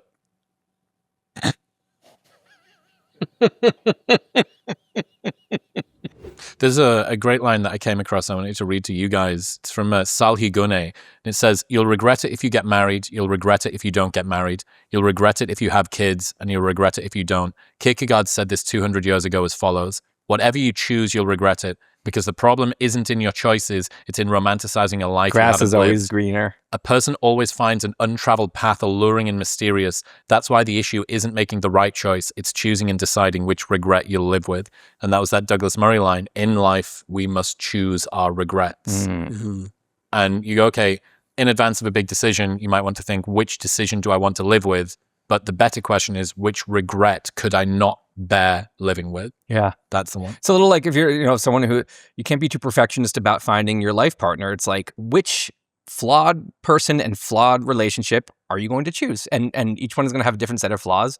And I think in both of these cases, internalizing that is very helpful, because it can make you realize that if I have regrets, it doesn't mean something horribly wrong happened. If marriage is imperfect, it doesn't mean I did something wrong. Like it's and so it can help you accept, which is half the battle. I mean, it's like regret is only really painful when you feel like I wish I could. I made a huge mistake, as opposed to like this is part This of is life. a call that I made. Yeah. So thinking about pendulums swinging in one direction or the other, going from, we were worried about binge drinking in 2010 when I wrote my dissertation, and now in 2026 we're worried about sobriety culture coming and taking away the way that people are able to communicate and spend time and socialize. An equivalent for this, I think, and I've messaged Scott Galloway about this too, as a famously unmarried man in his 30s, the conversation of, you don't need to think that deeply about your life partner, to now a lot of the biggest reels that Scott's done and Warren Buffett, the single most important decision that you're going to make in your life is your life partner. This is a piece of advice that distributes unevenly to people. It makes people who are already prone to overthinking feel even more pressure. Meanwhile, the people that were just blasé making decisions on vibes are just coasting through it. And it's applying even more pressure. I think it's a noble insight, which is, hey, this is an important decision. And if you choose wrong, it can make your life hell. But the don't choose wrong turns into, I must perfect. I must become a perfectionist in choosing right, and it creates paralysis of analysis. This is David Epstein's new book, Inside the Box. Fucking money, by the way. Really, really good. Yeah, it's really good. But yeah, that What's the basic premise? that I have an old one to recommend too. constraints breed creativity. Oh That yeah. If Sure. I mean, he is really great at bringing stories together, but he has this what was it called, The Magic Company? What was that? It was all of the engineers from Apple, and it was the first ever Goldman Sachs idea IPO. So they didn't even have a product, but they just had such an amazing team that they IPO'd just with ideas. And they were able to they had unlimited budget, they'd IPO'd before they had a product. And he gives this example of a story where they were going to create basically the iPhone before the iPhone. And one of the engineers said, I'm going to run it from 1904. Let's say it was going to be 100 years, something like that, let's say. And another engineering team came in and said, well, why do it from then? Why not do it from further back? Because people might be using apps for historical recording and stuff. He said, okay, well, I'll do it from year 0 and we'll get up to 2004, whenever it is. And another team came in and said, well, that's stupid. Why don't you go all the way back to the beginning of time so that we've got a full calendar that people can... And it ended up what could have been 4 lines of code turned into this huge unwieldy project. This is General Magic. If you don't, is the company. General Magic, that was it. Yeah, there's a great documentary on this, and it's also like, if I can interject for a second, it's like Jodorowsky's Dune. I don't know if you guys have ever seen this documentary. It's about this ill-fated attempt to make a Dune movie, which was just like, I guess it was made by this crazy man named Jodorowsky, and it goes through all these disasters, and it didn't work out, but the team ended up being Geiger, who designed the Alien, and so on. The talent density of that failed project was so high, it's hard to believe. This was true with General Magic too, right? You had like very, very young Tony Fadell, who went on to create the iPod and the iPhone. You've got the person who went on to create Android. It's kind of nuts. And despite that, or in spite of having this incredible talent density, it's like if you don't have constraints, well, if you have a lot of brilliant people with a lot of ideas, that could actually be a fatal recipe. Right? Correct. Yeah. Constraints. This is another, we say coming up with the term is really important. Well, it's also just like, I don't know, just getting a certain like anchor concept that can help anchor your rationality. So like one of the things I've always thought about with relationships for perfection, because I'm like this. And one of the times when I was able to kind of like finally, pull the pin. Yeah, is because I think I grew up a little bit and was in enough relationships when I was like, again, the fact that like they're all flawed, every single one. So, but you also don't want to be like, well, they're all flawed, so this relationship is fine when it's actually really bad. Like, right? So it's more like, if there's 30 things you would love to have in a partner, you're 100% going to be missing a bunch of those in every partner. But what are your deal breakers? Like, actually think about 2 or 3 or 4. Don't get too much with these that are like, this is critical to me. Like, I will not marry someone who does not, whatever. I was going to say on both sides of the fence, because there can be things that you must not have and things that you must have. Exactly. And I think it's a mistake. It's not being perfectionist enough to sacrifice on those deal breakers. And I think it's being way too much of a perfectionist to be like, it's like she's not, she doesn't love to jam music with me. And I did that with my previous girlfriend, and that's a must. Like, you can't have a ton of those, or you're never going to no one's ever going to be enough. One of the biggest issues in relationships that people don't talk about enough are bedtime lag issues. Yes. Like, if you don't go to bed and wake up within maybe an hour of your partner, I think that there's a lot that you're missing. Like, just literally you're missing out on a lot of time together. But I think it causes an awful lot of friction between you and your partner, because like, you're going to be woken up when they get into bed. They're going to be woken up when you get out of bed. Sleep's really important. There's health effects. You're going to begin to resent them if they come in at a different times. Maybe some people are laissez-faire enough or a deep enough sleeper that it doesn't really matter. But I think aligning the sleep rhythm is probably one of the sort of unseen. That should be in order to get into the conversation, that's probably across the board a piece of advice that most people should I'll play devil's advocate, just because I have historically had very big strange sleep gap relationship. Yeah, I mean, in some very good relationships, including my current relationship, but it's a few hours, I would say. Very often it's like 1 to 2 hour gap. She'll get up before I do. I think it can work if you are okay with going to bed at different times. Also, as soon as you have a puppy or a child, like, you're on the same schedule. Right. Because or someone's doing the morning, the other person's going to sleep. So actually, it might actually be adaptive. Yeah. If you've got someone that goes to bed at 3 a.m. typically, and you're like, okay, well, you're obviously going to do the night shift up until 3. Yeah. And then if your missus is usually getting up at 5, it's like, all right, we'll just run that back a little bit earlier. And then I usually am up a little later, and I'll usually like close down the house and like clean up the kitchen a little bit and like turn off all the lights and like take the dog out. And then like she'll be more likely to wake up and do morning stuff. Before we move on from terms, we are still struggling to fucking name this podcast series. It's currently Rabbit Hole, which is the working title, but we're still struggling. Was it fuck me, Good Dudes, Good Vibe, Rabbit Hole. Fuck me's pretty good. Fuck me. Yeah. Fire Up the Autism Engine was another one, obviously. But yeah, What's wrong with this rabbit hole described what we've done today, which has gone down 20 rabbit holes, and we go underground burrow to a different rabbit hole and then come back up. It's funny the power of a name, though, right? You know, here's a little test for you. Here we go. Have you ever heard of a book called Women, Love, and Relationships? No. No, because nobody fucking did.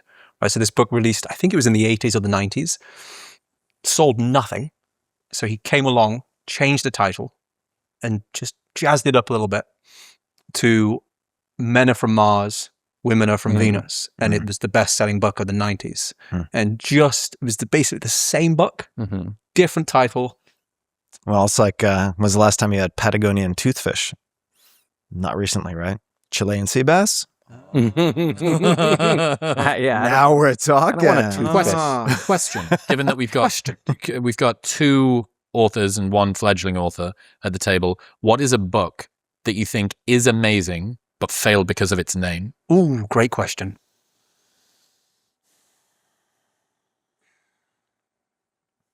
So my kind of go-to for this is a little bit niche, but it's Mate by Tucker Max and Jeffrey Miller. To become the man women want. It's an evolutionary psychology inspired dating book for men. Is that a bad title, or is it just too generic? I just think it should have done, because Models by Mark Manson also, I reckon, had he have given it a little bit more magic, would have been, because it's still great and it sold like relatively well, but could have been significantly better for what it was.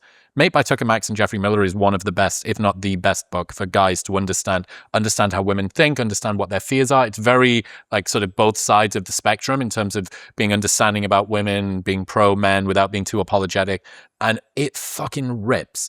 And I think they even renamed it once. I'm not sure why, but that's just one that comes to mind. Like, fuck, that book was so good.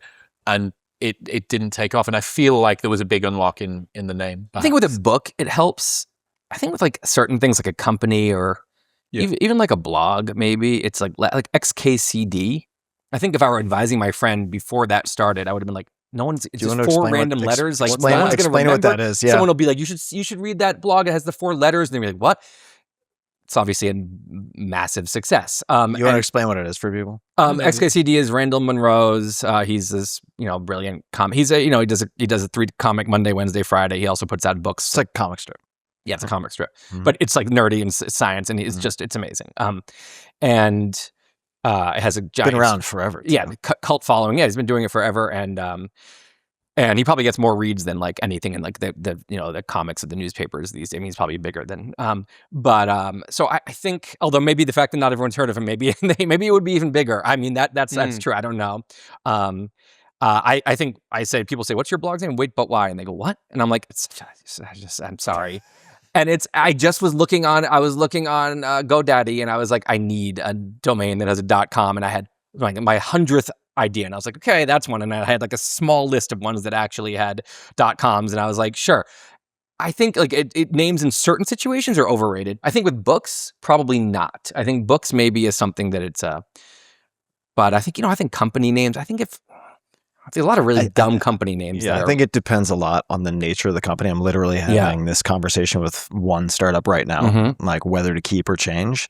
And in their case, I don't think it matters because they're B2B and selling in a very like long sales cycle to sophisticated buyers, as opposed to a product that is like B2C, where it's like a consumer-facing product where you want people to be able to easily say, hey, have you tried X? And if they can't remember X, you're kind of dead in the water. I do have a book example. There are a lot of books that didn't do particularly well, but I don't think it was solely due to the title. This one I think might be title related. I've probably sold half of the copies that this book has sold in total at this point because I've talked about it. I have a bookshelf in my guest bedroom with just this book for people to yank. But Awareness. Anthony DeMello. Yeah. And it's got, the subtitle is The Perils and Opportunities of Reality. That's the better subtitle. They changed the subtitle to Conversations with the Masters, which makes no sense to me because it's a conversation with one guy and transcribed conversations. But that book, if I had to pick one book to read on an annual basis, that would probably be the one. I mean, I have some other close runner-ups, but that one for sure. And it's so short. Why? What's the kind of reflections from the book? I would say this. It is honing your ability to observe your own thinking and your own state. And without that meta ability, I think you're striving to develop other faculties is severely, if not wholly, handicapped, right? You have to be able to sort of observe to the extent that you can without enhancement. There are certain drugs and so on that help with this, or practices like different types of meditation, but without any augmentation, it's very hard to look at your operating system, right? What are the biases? What are the weights? Almost as if you were an AI model, right? Like what has been built into the confirmation bias and the narratives over time that you inherited from parents or whoever it might be that have not actually been stress tested, that you didn't arrive at through any type of firsthand experience. Or maybe there was one outlying experience that was tremendously painful and therefore you lived from that point forward for 15 years with this filter on reality, which actually isn't defensible, but it's sitting in the background governing how you make decisions. And it's incredibly colloquial. It's lectures that were transcribed and cleaned up, and it's unforgiving in its delivery. It's very harsh. So some people don't like it. It's very in your face in some ways, but I have had so many people, friends of mine, including people who are very, very accomplished, either get more done or feel like they have removed like gauze from their eyes or pain from their life, or all of the above after reading this book. It's like 150 It's pages. called Awareness. Awareness. Yeah, it's a red cover by Anthony DeMello. He was a Jesuit priest, also a psychotherapist. And he's pulling from a lot of different traditions, but it's very pithy. I think all you guys would like it, but I was thinking of you, George, because of the naming, right? His sort of idea handles that you then carry forward, the stories that he tells. I mean, I've read it like 20 times, so of course I've had some reps, but even after one reading, the stories that stick with people are so compelling and funny. It's a funny book. It's a really sticky, effective book. I think that WinZip file of I say that one word and it unlocks this entire, I still have an obsession with language. I've always loved language since I was a kid. And one of the problems if you do 1,100 podcast episodes where you're kind of obsessed with language is you can sometimes get nerdy on it and you can start aphorism maxing. And, but for me, it's really important if I've got a single sentence that explains a huge concept. One of the best ones I came up with last year was advice hyper-responders. So advice doesn't land evenly. People who have a predisposition toward it tend to take it on board a lot, while the people that didn't already pay attention to it just coast past unchanged. I'm like, fuck, like that explains so much of why certain people have their traits exaggerated, while the people that the advice is actually for, like the prescription to work harder seems to be absorbed much more by people who are already working too hard than people who don't work hard enough. And that now explains, it opens up this entire world for me. And it was a term that I needed for myself. And that if you're a super successful author who's got like a ton of readers and distributes all of this stuff out, like you can move the entire sort of cognitive topography of everybody that comes into contact with it. And then people who don't even know the book or don't even know where it comes from. Yeah, that spreads even bigger than the readers. Meme being one of them, Right. catches on too and starts to change the world. For the advice hyper-responder, was there any examples of some maybe bad advice that you hyper-responded to and then some good advice that you have ignored or still ignore to this day? I think the one about working harder is a good example of that as a person whose predisposition was always to lean into, I'm not doing enough, I should be working more, I need to be more diligent. I already pay way too much attention to stuff. And it sounded to me like type A advice for type B people. I just took that advice on for me as a type A person, and it worsened my imbalances as opposed to correcting them. But it's the thing that's interesting about that, the type A advice for type B people, or type A people have type B problems and type B people have type A problems. The reason that's particularly interesting is that on average, maybe more people do need David Goggins screaming in their face to go harder than Eckhart Tolle whispering in their ear that they're already enough. perhaps that across the whole world, it would be better for more people to pay more attention and work harder. But for a certain cohort of people, mostly people that listen to podcasts like this one, they actually need to hear the opposite message. They need to be rest day maxing, not work day maxing. And Which ties into maxing.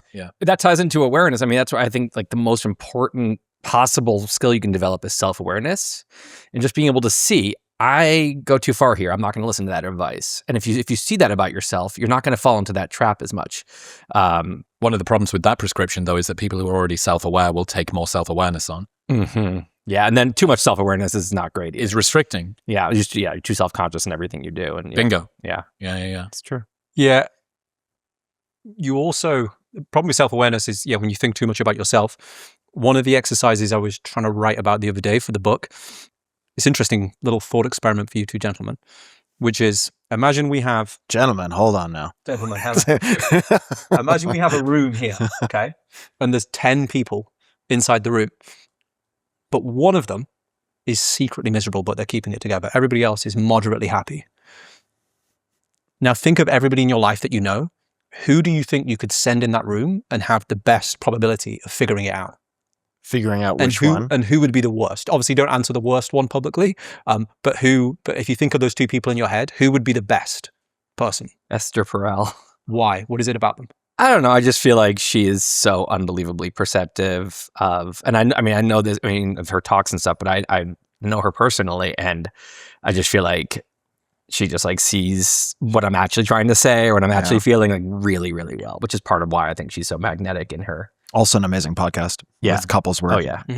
Which is, I mean, and that's who's better at doing a podcast with couples. Couples therapy is usually this person who barely knows you two can within a few minutes start to see stuff that you don't see with each other.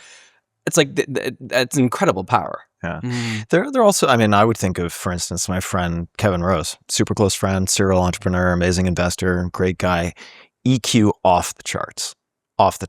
So he would walk in and observe the room, and I think with millions of years of evolution tilting in his favor, I don't think it's necessarily something he could verbalize, but he would pick it out.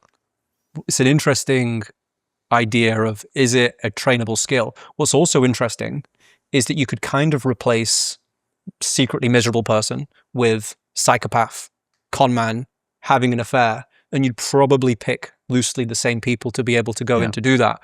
And it appears that it's closely related to theory of mind, which seems to come online at like 4 years old. So a 3-year-old almost has no theory of mind. They can't understand that Tim has thoughts or thinks differently to me. And it happens at 4 years old. I think that's when lying starts as well. Yes. So this ability to be able to think how Tim thinks, and then sometimes think how Tim's thinking. You do not want to do I'm thinking, yeah, I know. Well, it's funny watching up close, like there's stages before that. First is like, I am the only person, and everyone else is like a here for my everyone's a figment of my imagination.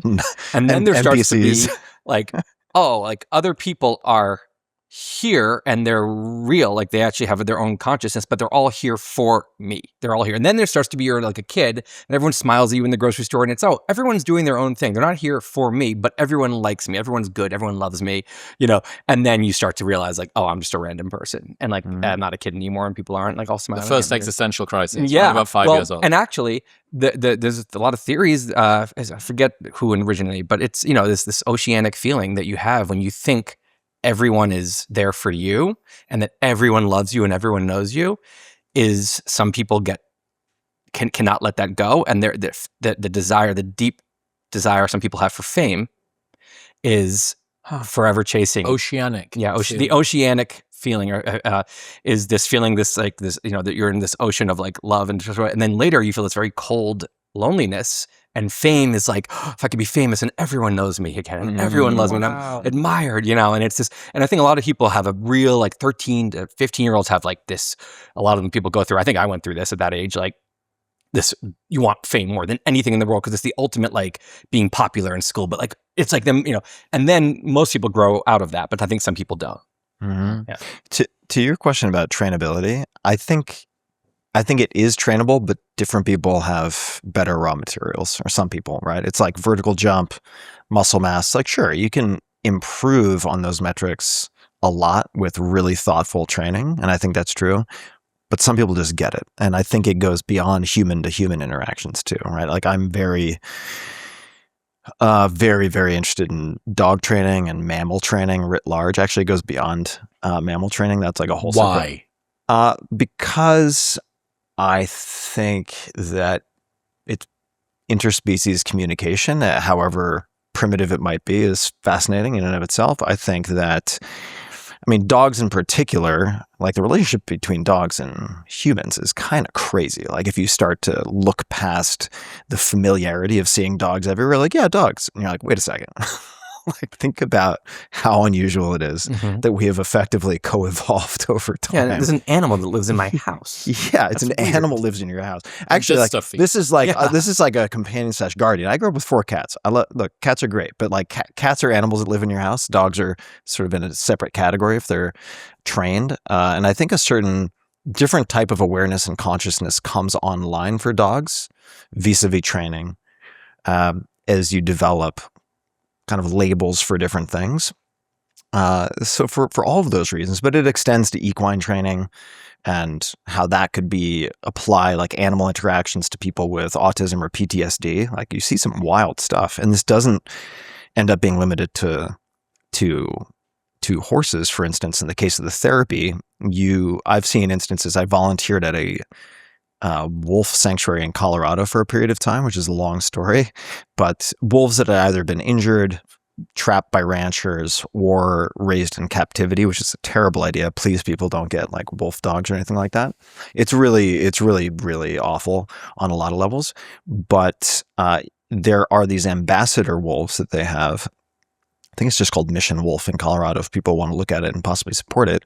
But these civilians can come in and visit and like donate money if they want, and the ambassador wolves will go straight up to people who are seemingly having the most pain in the room. It's weird. No way. It's weird. Yeah. Or the people who are most withdrawn, like autistic kids and things like that. And it just raises a lot of really fascinating questions. I've seen some videos of dogs that are there to stop seizures. If people are about to fall and have seizures, maybe people have got epilepsy, and these dogs are giving us some pheromones. They can use them for autoimmune disorders. They jump up before someone has the collapse. Yeah. It's able to be there, and it jumps up, and because when they're shaking, the dog sort of lies on them like a weighted blanket, or makes sure that they're not going to fall over. And there was a woman that was taking some food. I don't know why there's a video. Maybe it was a Ring doorbell camera, or like internal doorbell camera or something. And she's taking food out of the oven, and the dog jumps up and pulls her back. So, you know, when you're sort of crouching down, she's already halfway down, grabs her in the back of the collar and pulls her to the ground and lies on her. And she's fine. And she's thinking, what is this dog doing? Is it okay? Is this something that's going to go on? And then seizure. She has a seizure. Incredible. After the dog's been there. Dude. So insane. So this raises, I mean, if we want to get into like crazy town territory, let's go, Tim. Well, I'll do. Let me do non-crazy town, and then we'll segue to crazy town. So the non-crazy town is the reason I bring up the dogs is that you will. I've noticed that the same people who have the highest EQ around humans often have the highest EQ around animals. Right. So they like intuitively know how to interact with animals or be guarded around the right type of animals. Say a dog that's really quiet may actually be really afraid and could be aggressive, or they can read that type of body language, even though it's a different species.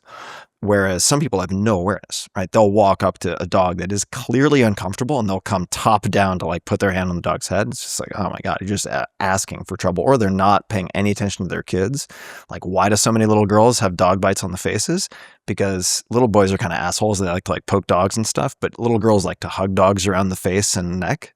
Dogs don't like that, right? And parents aren't paying attention. So it's not actually necessarily the dog's fault. It's the parent's fault. So I think that EQ is not limited to human. And that just relates to the theory of mind stuff, which maybe the theory of mind can be expanded to dogs. Dogs are like pattern recognition machines on 4 legs. I once heard something, and that's part of why I think, like, I noticed with my dog, like, she can, if I'm about to leave, but I haven't even started getting ready yet, she can tell something's different, the way he's, you know. Yeah. But you know, I'm interested in dog training. I'm not a good dog trainer. My dog is not very well trained, but training a mammal will make you realize an important skill, which is you are a mammal, Mhm. and your brain, if you treat your brain like a dog, and great things can happen. You just become a behaviorist. Like Yeah, Skinnerian because you're, reinforcement. this idea that, well, I'm a person. It's like, no, you might be a person with like, this higher consciousness. In your head is a mammal brain. Yeah. And it's not It that different. teaches than you your about dog. how to train yourself. For Yes. Sure. Reward and punishment. Seinfeld Oh talks my about this God. in It's- Training His yeah. Mind Like a Dumb Little Puppy. Yeah. And I shouldn't say dumb little puppy. It's just like a blank slate puppy. It doesn't know what to do and what not it's to a do. primate brain. We're all like, this consciousness is stuck inside of an ancient primate. I mean, that's what it is. And so it's like, if you realize that, and you're like you said, you want to have things on your desk that encourage. I mean, what is that? That's because you're a dumb primate that is going to be the person sitting at the desk. How else have you applied this behaviorist dog training lens to yourself? I mean, just reward. Yeah. I mean, really, it's so I should say, like, if we're talking about like BF Skinner and Skinner boxes, like you can get into territory where you basically assume, and I'm simplifying here, that something does not exist if you can't observe it externally, right? But this is how you get into like, oh, animals don't feel pain. Oh, blah, blah, which by the way, we assumed about infants for a very long time. It's not that long ago that people were operating on infants without anesthesia, right? Ooh. Crazy. So, I mean, I'm careful with the Skinner stuff, but when you get into like classical conditioning, operant conditioning, there's an amazing book called Don't Shoot the Dog, which has a terrible title. Maybe this is a good example of a book that failed. Don't Shoot the Dog, but it's written by this woman, Karen Pryor, who worked in training marine mammals, right? Dolphins and so on. And I think she and her colleague also worked with the military, like training cats. Like the military's trained cockroaches to like turn light switches on and off. I mean, this is not science fiction. This is real stuff. Like a crazy town now. So it's like, how do you do that, right? Oh, yeah, I'm just getting warmed up. Okay. Oh yeah. But this is well documented. Like that's not fiction. Sidebar, the mosquito-sized or the fly-sized drones out of China, right? I don't know if you guys have seen these videos. Holy shit, terrifying. Bad times. Yeah. Anyway, yeah. Where's Neil Stevenson when we need him to make some predictions? But took myself completely off the rails. Don't shoot the dog. Don't shoot the dog. Karen Pryor, when you're training, say, a marine mammal, right? Okay. Dolphin doesn't do what you want it to do. You can't hit it with a rolled up newspaper. You can't chastise the dolphin. It just swims away from you, right? So you end up focusing on positive reinforcement, right? Providing rewards for the behavior that you're trying to shape. And behavioral shaping is also just an interesting concept I could explain in a second. And she started using different auditory cues, and that converted into clicker training for dogs. So to teach a dog what to do or not do. Hang on, sorry. The training of dolphins is where the clicker for dogs comes from. Yes, from aquatic mammals. No fucking way. Yeah, because they would use We're whistles. clicking at dogs Mhm. because we clicked at dolphins. I think they used whistles, but it's the same idea. Because you're trying to indicate to this dog, and this applies to humans too, like what is the right behavior, Mhm. what is the wrong behavior. But for instance, like the dog shits in the house, you come home 2 hours later and then you punish the dog. It's so temporally dislocated. The dog has no idea, right? It's not effective. It's just going to make the dog less likely to offer behaviors because it doesn't know when it's going to get punished, right? And I understand approaches to e-collars and I think they have their place and so on. But this is just to say that when you start digging into this and you start thinking about behavioral shaping. So I'll give an example of behavioral shaping, a simple example.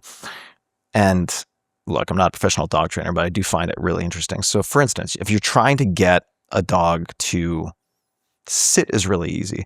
But if you have a treat, right? So you're using a lure and you start with a motion that's, let's say the dog's right here, it's standing, and you do this, you push it back behind its head, it sits down to get its mouth closer to the treat, right? And then over time, you lose the treat because now it has figured out how this dance works. And then you get to a point where you're using like the international sign language for sit. And then you start to pair that with sit and then this, and then you can actually remove the manual signal altogether and just use the verbal cue, right? But if you're trying to get like a dog to turn around and do a spin, which is more of like a vanity trick than a safety thing or a functional thing, but as soon as it turns slightly, it's not going to get it on the first go round. You click, you give it a treat. And so you're basically encouraging it to continue that behavior. And you can shape really complex behaviors over time, as long as you're not trying to boil the ocean at once. So how does that pertain to humans? All of it pertains to humans. Whether you're trying to train yourself, whether, as you're building a family, you're thinking about, like you're not going to crate train your kid, although you kind of do, I guess, with a crib in a sense. But I think a lot of this applies, and people get upset and they're like, oh my God, I can't believe you're comparing a baby to a dog. And I'm like, guys, evolutionarily speaking, like, we're not that different. I mean, there are some important differences. And it's like, yeah, we've got more, white matter and so on. But don't breastfeed a dog. Yeah. Don't. I've been fostering a dog for the last 6 months who was going to get euthanized. She was on the street, and so I've been very much in the thick of it with a dog that was effectively a wild animal. Wow. Off the streets. A really adorable dog. Looks to be, haven't done the genetic testing, but like an Anatolian Shepherd mix. So very tawny colored with a black muzzle. This isn't the one that I meant, no? That's your... Different dog, yeah. The rear feet are slightly externally rotated, so could be some Great Pyrenees in there, but much smaller. The Anatolian Shepherds can get huge. They're found in Turkey. They're found in the Caucasus region. They can get up to like 150 pounds, 200 pounds, at least 150. They're huge. She's a lot smaller. She's about 60 pounds. So I would guess that she's a mix with something else, possibly German Shepherd or Belgian Shepherd, something like that. But man, when you're starting with something that is really feral, it's different. Well, and what's the original dog trainer? Like the actual dog trainer is the dog's brain offering dopamine treats. So when you give food, it's not the food, it's the dopamine hit that the brain gives that makes the dog want it. So this is what, before humans were there to train dogs, animals across the animal kingdom for millions of years had been trained by their genes to act a certain way using dopamine treats. Yeah. And so all we're doing is leveraging this system that's already in place in the dog's brain, and we're saying, oh, we can get the brain to do a dopamine hit and tie that and then the dog can tie that hit to this behavior instead of the thing it's programmed to be tied to, which is get food. Yeah. So a big part of it is figuring out, right? Because humans have been selectively breeding dogs into all these weird shapes for millennia. Yeah.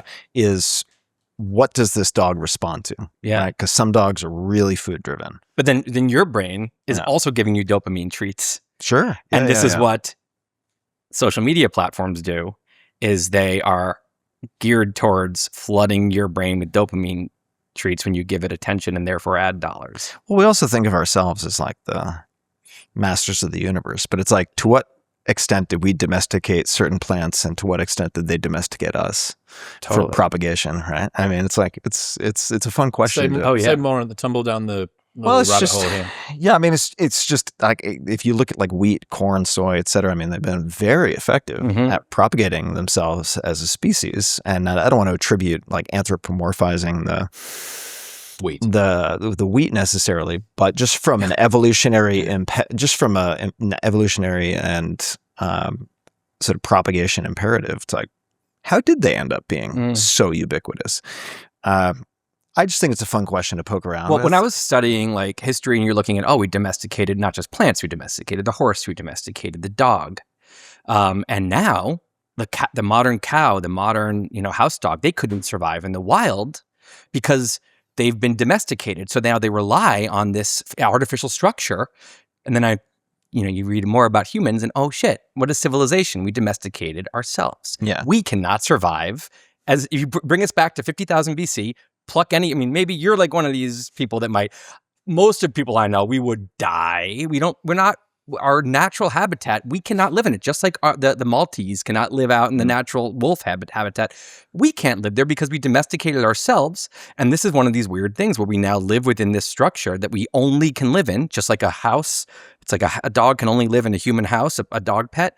We can only live in this civilizational house. None of us know how to, again, very few of us know how to hunt and truly gather and do the things. Would that not be different slightly that we have like genetically, anatomically, in terms of our features and our functions? Humans are not too dissimilar to what would have been around 50,000 years ago, but dogs would be very different to what was around previously. If we had been born back then, yes, culture would have been. We haven't gone to the full extent that, yes, that is that. I mean, I'm sure there are some little changes, but yes, like maybe we're less aggressive than we would need to be back then or something like that. But you're right. We haven't domesticated our biology, but when we are now raised in this world, we have totally domesticated ourselves psychologically and intellectually, and just in the skills we have. And it kind of, it explains a lot. And then you see interesting clashes back in, when first civilizations were developing, where you have these wild people,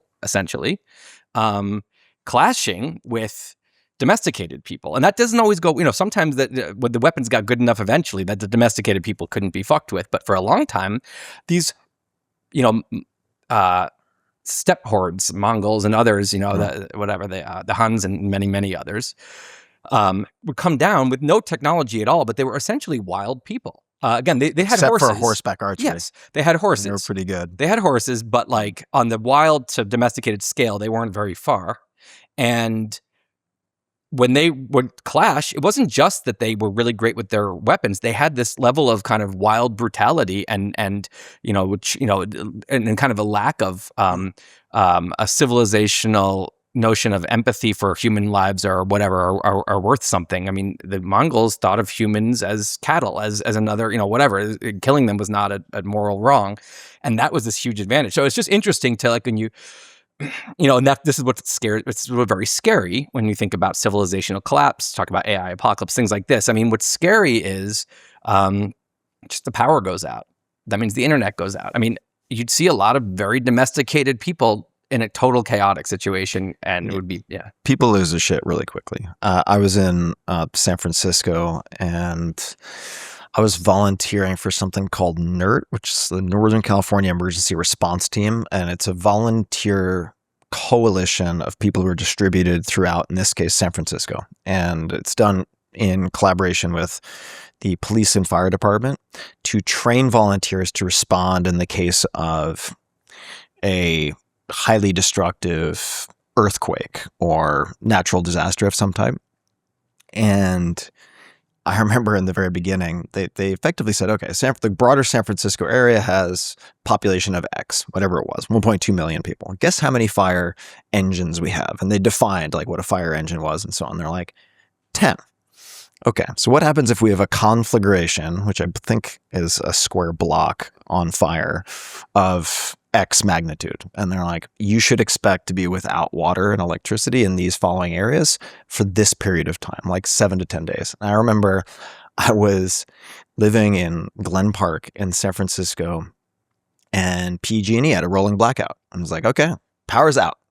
And for like the first few hours, people were like wandering around outside. It was a Saturday, and they're like, hey, your power out? Yeah. Oh, wow. Nice to see you, Bob. Everyone was very civil. And then it's like 5 or 6 hours. And then people start to realize, oh, all of my food in my freezer is going to thaw at some point. And I think the water may have also been off.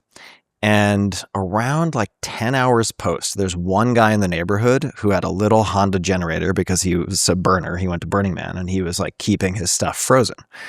And 1 or 2 people wandered over, and they're like, hey, Joe, could I borrow that after you're done with it? Clearly, he's not going to be done with it because he's using it. And I think it was at like hour 15 or 18, there was an entire throng of people who were these like hyper liberal, peace, live long and prosper, live and let live types who are getting openly hostile about who would get to use his generator next. This is less than 24 hours. So the basic courtesies of modern life fall away very quickly. There's a whole wild person in every human that is completely contained in a normal situation. Now, sometimes I'm in a coffee shop and I see all these people standing in line, and I just like suddenly have a split screen to like those people like stabbing each other for food, and then I was like, they come back here and I'm like, it's a little like it's it's all fine when it's fine, and I don't know. So let me say a couple of things real quick. So this is going to sound strange, not to like defend Genghis Khan and the steppe hordes, but Steelman pillaging for a second, Tim. So not we've already had it pillaging. with Not pillaging. There's Adolf. a book. I won't recommend it to be by one of the. I mean, a name everybody would know. There's a book called Genghis Khan and the Making of the Modern World. It is from like modern postal systems to infrastructure to religious freedom. They did kill and rape a lot of people. But that book is worth reading, especially the first half of it, just to get a full grasp of the historic implications. The second, just to give an OG podcast shout out, Wrath of the Khans by Dan Carlin. Oh my God. Hardcore Listen to history. every Dan Carlin episode. I mean, It's just- honestly, still maybe the best. No offense.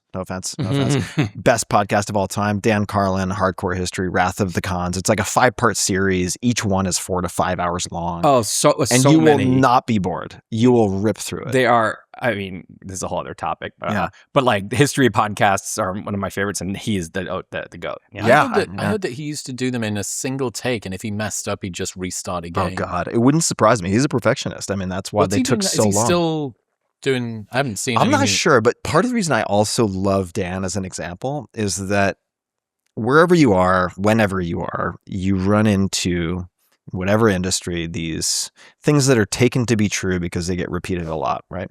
You have to post X times per week.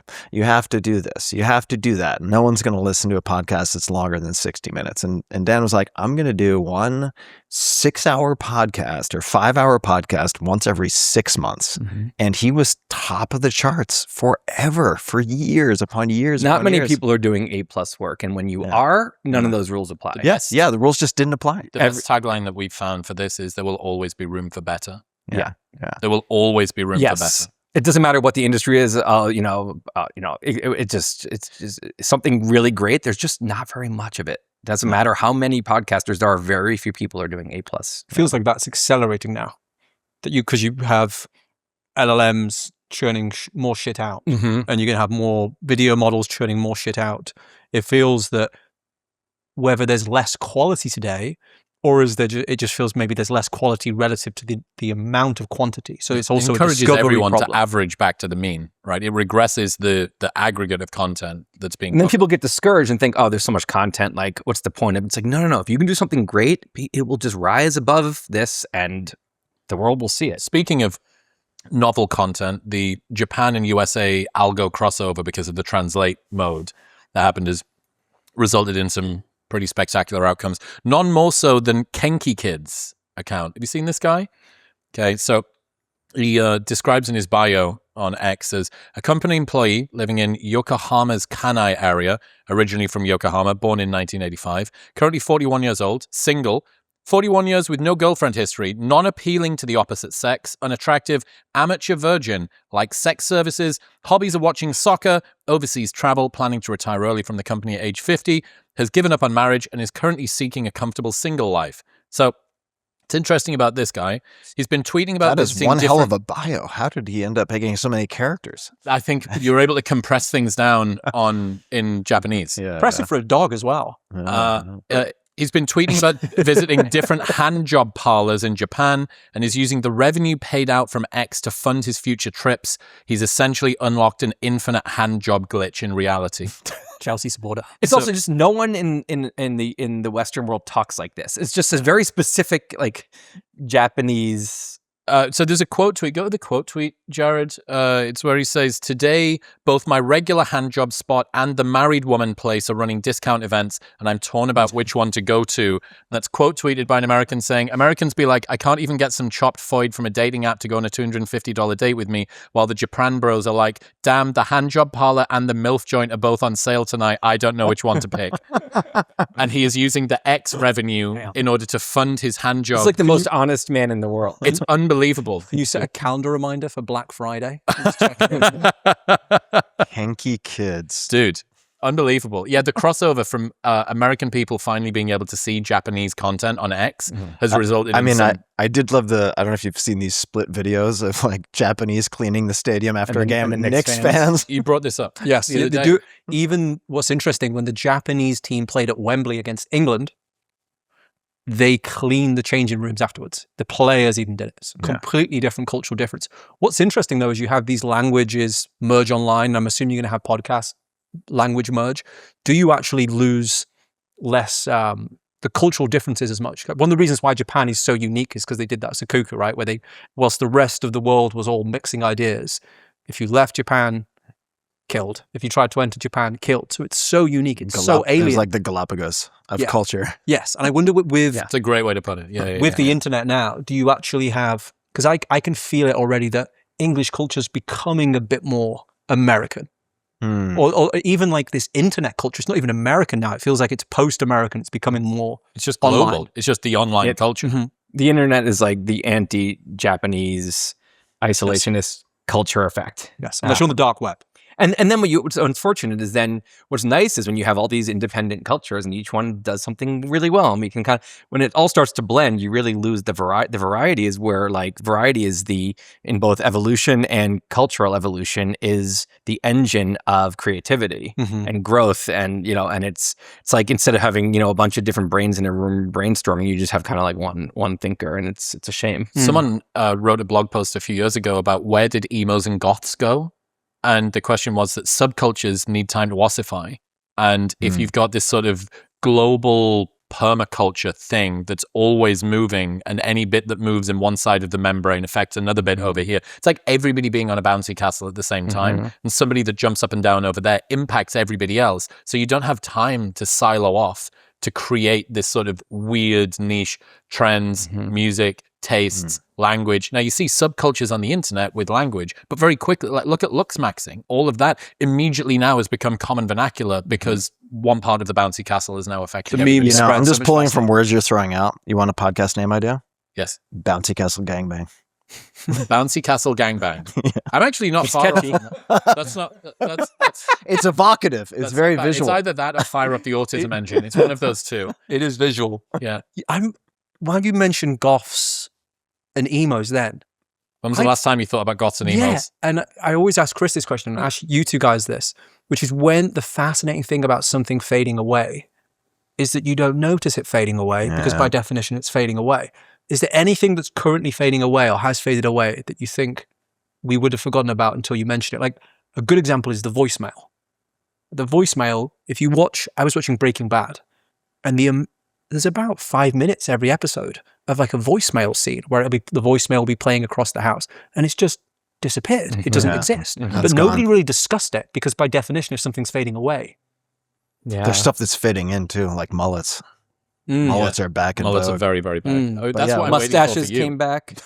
Yeah, you're actually only able to grow. I don't mullet. know if I could make well, I can't do like the flat top mullet, which would be my sort of like aspiration, because it's just not going to work. So I could do like a power donut rat tail. Power donut. Power donut rat tail. Also not a bad podcast name. Yeah, that's true. Yeah, not a bad grinder name as well. Power donut. Power donut rat tail. Yeah. You know what I'm talking about, right? Like Professor X. Like, That sounds like a wonderful couple that could be born out of Grindr. Power donut and rat tail. Yeah. Would get together very well. Tim, what else have you brought from home? You've got this bag. And I brought lots of next stuff. to me. I'm going to throw out some fun stuff. You're talking about like humans, modern humans in the wild, dead, right? Domesticated dogs in the wild, dead. One exception, if you take domesticated pigs and release them into the wild, they rapidly undergo physical and behavioral transformations. Within just a few months, they develop thicker, bristly hair, longer snouts, and tusks. Like they literally revert back into savage animals within months. Has anyone studied what's happening to them? Cool. They call it phenotypic reversion. Wow. And have you brought one? There's a small pig. A feral pig. Wild boar. I brought a whole stack of things. This is exciting. Oh, wow. And then, so we can talk about these. Oh, drugs. You brought drugs? I brought drugs. So this one is, I'm still like jury's out, but the data are pretty interesting. This is Avmacol. I know exactly what this is. You know what this is. So some people have heard of something called sulforaphane, and I'm going to pull this up so I don't misquote here. Let's see if I can find it. Bear with me here. I love when my autistic newsfeed and Tim's autistic newsfeed come together. They merge together. Yeah. So All right. Just say it. Just get him to get you on. What's that? Carry on. He needs more frosty beverages. I don't know. Yeah. Okay. So this stuff, so sulforaphane, people might have heard about, like broccoli sprouts were kind of making the rounds a couple of years ago. Yeah. And I think Rhonda Patrick should be given credit for bringing this to light for a lot of folks. And this does not contain sulforaphane itself, but a precursor and an enzyme. So your body then produces sulforaphane. And I'll explain why I'm bringing this up, because I've been taking this for probably 9 months, and predominantly because there is some possibility that it could help with mitigating the risk of neurodegeneration. So that's, again, whether it's the xylitol or this stuff, having multiple family members with Alzheimer's, I'm paying a lot of attention to prevention. You'll have done your genetic testing as well, right? Oh, yeah. Cool. Yeah. What's interesting is quite a few people in my family, and I know this isn't the only risk factor, but they're ApoE33, which should be the lowest risk of Alzheimer's. Should be protected. And yet, so there's other dysfunction. And in this case, sulforaphane reliably activates NRF2 related pathways in humans. All right. So it's promising but not proven, slowing aging, preventing cancer, preventing dementia, extending lifespan, treating chronic disease. It's basically detoxification. But the reason I brought it is that my supplement regimen has been very consistent for at least 2 or 3 years. And I do constant blood tests and so on. Just did a blood draw this morning, actually. And in the last maybe 6 months, I've been getting, could be coincidence, but more compliments and questions about my skin than ever before. And I was like, what is going on? Is this just coincidence or is something going on? And so I looked at the 2 things that I've added just out of curiosity, nothing new otherwise. I was like, okay, diet's the same. There is the Avmacol, and then there is urolithin A. Using Timeline? Timeline. And it turns out that it is plausible that this stuff helps with skin tone. Rhonda's thing was for microplastics, right? Avmacol. I mean, there's a bunch that it does, but yes, like. Did you see? So I brought this up last time, but I didn't get a chance to actually say it. I had it ready for last time. So the microplastics numbers were wrong. The gloves were the source. So University of Michigan researchers just appended a core assumption about microplastic science. Latex and nitrile gloves worn by the scientists doing the measuring shed sterate particles that look chemically identical to polyethylene. Oops. Standard infrared and Raman instruments couldn't tell them apart. The gloves were counting as plastic. So you know that every American consumes a credit card sized amount of microplastics every year. Like when you pick up the little petri dish, because it's human blood and feces and tissue samples and stuff, they're picking it up. But the way that it bends, the reason that gloves are able to bend is that tiny bits break off. That's why it's malleable. And they switched from that to some other type of glove, and it just went through the floor. I like that. I was happy to see that. All the microplastics research looks like it could be wrong. Wow. That's not to say that we're not consuming it. We probably are, but the numbers I think are 100x. Credit card doesn't sound that bad. I mean, I'll eat a credit card once a year. How bad could it be? I'd front load it. I'd get it all done January 1st. Just get the Amex in. Yeah, kind of grind it up. So just to be clear, not a doctor, don't play one on the internet. This stuff, right, the Avmacol, biologically plausible, reasonably safe, interesting human data, but not yet a slam dunk clinical intervention. But still, interesting because it activates your own detoxification pathways as opposed to being an external antioxidant they consume. So the sort of hormetic stress response could be really interesting and have broader benefits. So that's why you do have cred with these kind of things because you're like annoyingly healthy looking. You're like the healthiest looking person. Thank you. You seem very like robust and unsickly all the time. So. Thank you. Yeah, I'll be 50. Yeah, I'll take your advice. I'll be 50 before you know it, which is crazy. Yeah. The key is to go bald early, so your photos look remarkably similar. I think as you get older, bald is an asset. You end up like it's hard to age you. Yeah, no, exactly. Hair That's what I'm ages saying. people. Oh, really, hair's the giveaway. Yeah, if you're trying to do like the dead squirrel comb over or whatever, white knuckling, dead giveaway. Should I talk about these things real quick? Yeah. So I have, when I was a kid, I collected, comic books. That was kind of my first business, was buying and selling comic books. Wanted to be a comic book penciler forever. Was an illustrator throughout school, paid a lot of my bills in college as an illustrator. So I love graphic novels. And what I've found as I'm being domesticated, not domesticated, but trained through LLMs and everything else to have shorter and shorter attention span effectively, right? I'm trying to offset that. But another insight that I've had for me personally, and we talked about the aphantasia, I guess it was, and hypervisualization. I'm so visual that often as I read, or even if I meditate, we could talk about how meditation factors into this, but I'm conjuring these images constantly, which can be very distracting. Conjuring what images? Images, in just visualization in my head, or scenes, or whatever. Like there's constantly, and as I'm here, there's like another movie playing in my mind. It's like watching like two screens with different movies. So like will the it time. tend to be like a past event or a future event, or is it completely random? Could be anime? that. Could be just random bits and bobs. So I've taken to going back to graphic novels, because once you are reading a story with visual accompaniment, it occupies that part of my brain. And I just love graphic novels. So I thought I would share, after reading like dozens and dozens over the last couple of years, some of my favorites. This is Something is Killing the Children, real uplifting. This is going to be made into a very expensive series by Netflix, but basic premise, the artwork is amazing, story is really fun. And the basic premise is monsters are real, only children can see them, and there are these cabals of monster hunters. It's a beautifully simple premise, and Looks very light. yeah, it's great. If you're into the sci-fi stuff, this is Lazarus, which is kind of a post-apocalyptic, these cartel-like families run giant swaths of the United States and the world. And it's about their kind of geopolitical battles and how technology factors into it.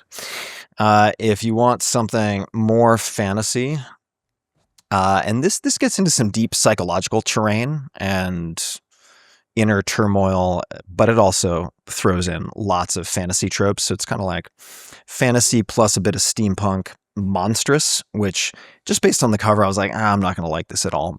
In full disclosure, I liked the first maybe like 200 pages the most of what I read, but the testimonials and stuff are insane. So this is another one that is beautiful. I tend to be very biased towards the stuff with really gorgeous penciling. Day Tripper, this is from Brazil, and does not have any sci-fi, any fantasy. It's sort of a reflection on mortality. It's about this young man who has a star author as a father, whose shadow he's constantly living in, who, as his job, writes obituaries at a local newspaper. But it gets much more interesting. So how long, does that take you to read compared to like a book? How many pages? How many page book is that? Yeah, to read? this, you'll rip through this, which is part of the reason why I'd say, like, if you're gonna get in, like, this is 250 pages. I read this in 3 hours. Yeah, I like that. Yeah, It's cool. you get through it very quickly. It's also an expensive habit. If you're using hard copy, right? I mean, this is going to be I also $25. As someone who takes forever to do the simplest stick drawing, and granted, these people are far more talented artists. Like, I mean, today maybe they're using AI, but like when I look at this, I'm like, no, these are all. It It's took just this one picture. yeah. The artwork in all of these is tremendous. Amazing. How Have you ever read a laborious. comic book? Not in a while. Yeah, Since I was a child. Yeah. Yeah, I've there's never. Yeah. Yeah. I mean, there's But I some. think I could get into it. There are some iconic. Calvin and Hobbes. I used to. Calvin Hobbes is amazing. Those get Books, the the Beano. actual like books. Calvin Hobbes is Beano. amazing. Fuck. Look, I mean, Sandman. There's some great real like refresh. genre busting Yeah. graphic novels. This one is from France, Amma, which I'm currently reading. Really deeply philosophical, Oui, oui. very psychedelic. This one also gets pretty trippy, as you would guess by the name. What I'd suggest, though, this is impossible to get as a hard copy. It's very, very challenging. Just get the anymore. Kindle versions, and Kindle, or I should say Amazon, acquired a company that allows you to read these graphic novels panel by panel, and it has this like zooming in, zooming out function that is beautifully designed. That's why they put the new full color Kindle together, I think, to try and encourage people to get into It's more graphic. beautiful, and I'll actually This'll just bode well for all of my. Yeah, the drawings. graphic novels are not easy to read on mobile, but on say laptop or iPad or something, it's What I it's super want easy. is, and I don't know if it would apply to this, but for my books and for a lot of others that have a lot of visuals, is I want audio, I want Audible or Yes. some to be like you're listening, and then it's like ding, and you look, and the screen just has the current drawing, the current image, and then So easy and to then you do. put it back in your pocket, and it's like ding, oh, there's a graph, Yeah. Yes. right? And it's just, why? There's Why not? supplementary materials available. Here's your attached It would be PDF. such yeah. a game changer Yeah. for me. Yeah, that's what I do. It's Yes. attachment PDF. It sucks. I've got into Dungeon Crawler Carl. Have you read this book? That's a fun one. Fuck me. It's a fun one. Yeah. So Red Rising is the most addictive fiction series that I've found pretty much ever. And Pierce is about to release book 8, I think, soon. And I got told, when you get a book suggestion from 2 or 3 different people who don't know each other, all right, I obviously need to do that. They've triangulated me Even the second recommendation, I'm like, okay. Yeah, I should listen. Dungeon Crawler Carl. So it's a lit RPG, literary RPG. So you're basically reading. Imagine somebody played a video game and you read a description of what happened. That's kind of what it's like. And it is fucking unbelievable. And this guy is on book 8 or 9 now, and he released the first one in 2020. Yeah. And I remember the number of reviews was insane. It's fucking wild. The Dungeon Crawler Carl for me is up there with Red Rise. Very different. It's very edgy. It's really lighthearted and fun. There's a lot of inner monologue. There's interplay. You can tell that the story's going to get huge and unwieldy. There's progress. What's interesting is because he's leveling up, he's playing the game, he is the game. And as he goes along, he levels up skills, and he's got to make a choice between which class he wants to be or this one. And do I want to make this particular sacrifice in terms of my strength and my dexterity or my intelligence? Or what should we upgrade this pet that we've got as, and what armor should I put on?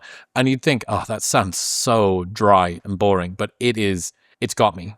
It's got me. It taps into the same thing that makes those games addictive to play, probably, right? Without feeling... Watching someone upgrade. Yeah, whilst getting to read... 82,000 reviews on Amazon, 4.7 stars. How many on Goodreads? I bet it's Goodreads on Goodreads is 427,000.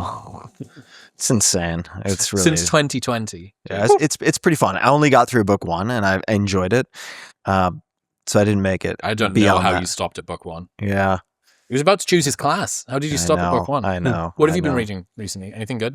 So I for a long time I've been alternating between because for my writing I'm constantly reading nonfiction, history or science, whatever, things like that. For right now I'm just reading a book called what's it called? Something with Time by Carla Ravelli. Yes, the Order of Things. The Order of Time. Yeah. Benedict Cumberbatch. Oh my God, dude. The audio. I would listen to him read anything. So Benedict Cumberbatch is so good, and he's reading it. And that's a book where, talk about people who listen to books on 2x or whatever. I want to do that in 0.4x because I have to constantly pause and just think about what he just said and try to absorb. And then I go back. I'm going through this short 4-hour book over so slow, but that's for work. That's for my book. I usually alternate between history podcasts and sci-fi. Those are my right now. So I read the first book in the Expanse series, which I liked. I didn't love, I liked, so I didn't keep going. And then I read my wife did an Instagram post of her favorite, of the books she read in the year with the favorite to the least favorite stacked. And I usually don't cross over that much, but I was like, that top one, it's their top book, so I read it, and it was so good. It was called Fraction of the Whole by Steve Toltz. He's this Australian author, takes place in Australia, and it is so funny, and it's such an adventure, and it's this just fantastic fiction book. And it's not that well known, and it was just such a joy, and I would never have just picked that up on my own, but I loved that. And then I more recently, obviously, I read the whole 3-Body Problem trilogy, which is, by the way, an example of one of those times when I couldn't do that either. Oh, really? Oh no, here. Okay, so here's I love the bailed out 4 times. Let me tell you. This is very important. So there's 3 books. The first book is only a 1/6 of the length of the whole thing, because the second and third book are much longer. The first book is a B+. It's the appetizer to the whole thing. The second book, the first third of it is slow. So it's really, if you don't lose people there, you're going to lose people there. When you get 200 pages into the second book, the rest. No. I know that sounds bad. I'm reminded. This is 1,400 pages. You get to 75 and it all works out. This is 1,400 pages, the series, and you're only 500 total pages in now. The next 900 pages is the greatest thing I've ever read. It's the biggest adventure, and it's not like the first part's bad. It's just a little slow, and it just takes you on this ride you've never been on. So if you haven't gotten it's so worth. I'm halfway through the first book, and I'm not kidding. It's taken me 10 attempts. Just move. I need to grind it out. You have to. My thought process with things like this, and particularly as I'm writing now. Good news. This takes an hour. Yeah. Great. I like high octane, and maybe it's just like my standard as a writer that I try and apply to somebody else. But I'm like, why did you have to wait to this 2.5 pages? Why? Like, if you watch Breaking Bad, the first scene of Breaking Bad, some trousers land in an air. There's an RV driving. Walter White's got a mask on with 3 people passed out looking dead in the back. And he's got a gun in his pocket that comes out in the first 5 minutes. That's what I want. I don't think... That's ideal. That's ideal. In this case, first of all, it's like once you get to the end, you also like the beginning has more meaning to you. I totally agree. But this has managed to be so popular despite the things I'm saying. Yeah. And this is, by the way, an example of an author who actually, I think, didn't do a great job with the title, which was not Three Body Problem. The title is Remembrance of Earth's Past. That's the title of the full series, and no one knows that because basically readers were like, we're going to pretend you didn't say that. We're going to come up with our own title. It's a little bit like Game of Thrones. They didn't name Game of Thrones A Song of Fire and Ice, which is the actual title. They're like, Game of Thrones. The first book, that's going to be the title of the whole thing because it's just, I like when a certain, the fans kind of decide for you that we're not going to. It's interesting when something succeeds, and then the real like nuanced conversation is how much of it succeeded despite all these variables. Because often, and you could look at Steve Jobs and go, the answer is turtlenecks and carrot juice. But I mean, those are either completely irrelevant or in despite of, and it tends to be like one power law. It might be correlation, not causation. Yes. Yeah. And that's a real constant IQ test. Yes. So you're saying Three Body Problem could be your vote for book that succeeded in spite of a bad real title? And a slow first 500 pages of the 1400. I mean, I've heard that Dune, I've never read Dune, but I've heard that Dune goes real up so and down. My problem as well. is... I just stuck with the first one. Yeah, I read the first Dune. It was good. After Three Body Problem, to me, it's just like, I read 6 Ian Banks books from the Culture series, and they were really good. It's just, it'll never be... What makes it so good? The Three Body Problem? Yeah. I think Dune is a masterpiece, right? I think Herbert was a genius. The writing is not great. It's very like kind of just like literal. No, it's not funny. It had to be translated as well too. I guess. It had to be translated. The characters are super like boring people, like plain. There's no character development. This is a Three Body Problem. Yes, the plot. You're selling me well. No, the plot. The plot is the best plot I've ever read in my life for anything. It is the most gripping, rich plot, and the concepts in the plot are so mind-bending and delicious, and everything that I've ever thought was cool. You know how like Interstellar, which I don't think was actually that great a movie, but they had some killer concepts, like you go to this planet and time is different, and you come back and your 7-year-old daughter or whatever is 25, and it's like, whoa, right? It has so much of things like that. Like the coolest thing I've ever heard, like he now weaves it into the plot. And again, it's really one big game theory. I don't want to blow it for anyone, but like in the first, 20% of the very first book, the plot is launched, and it's not a bunch of things. It's one thing happens in the early part of the first book, and then the rest of the book is basically playing out game theory. What would happen? How could this play out? And it's 1,400 pages of this is one story that's happening, this one thing that happens, and then what goes on from there. So I just think anyone who likes sci-fi or like space or like just it is, you got to get through. So the first book in the series is Three Body Problem. It's called Three Body Problem. Then there's The Dark Forest, and then Death's End. And again, once The Dark Forest is one of my favorite books of all time, and The Death End is also these are like 2 of my favorite absolute books.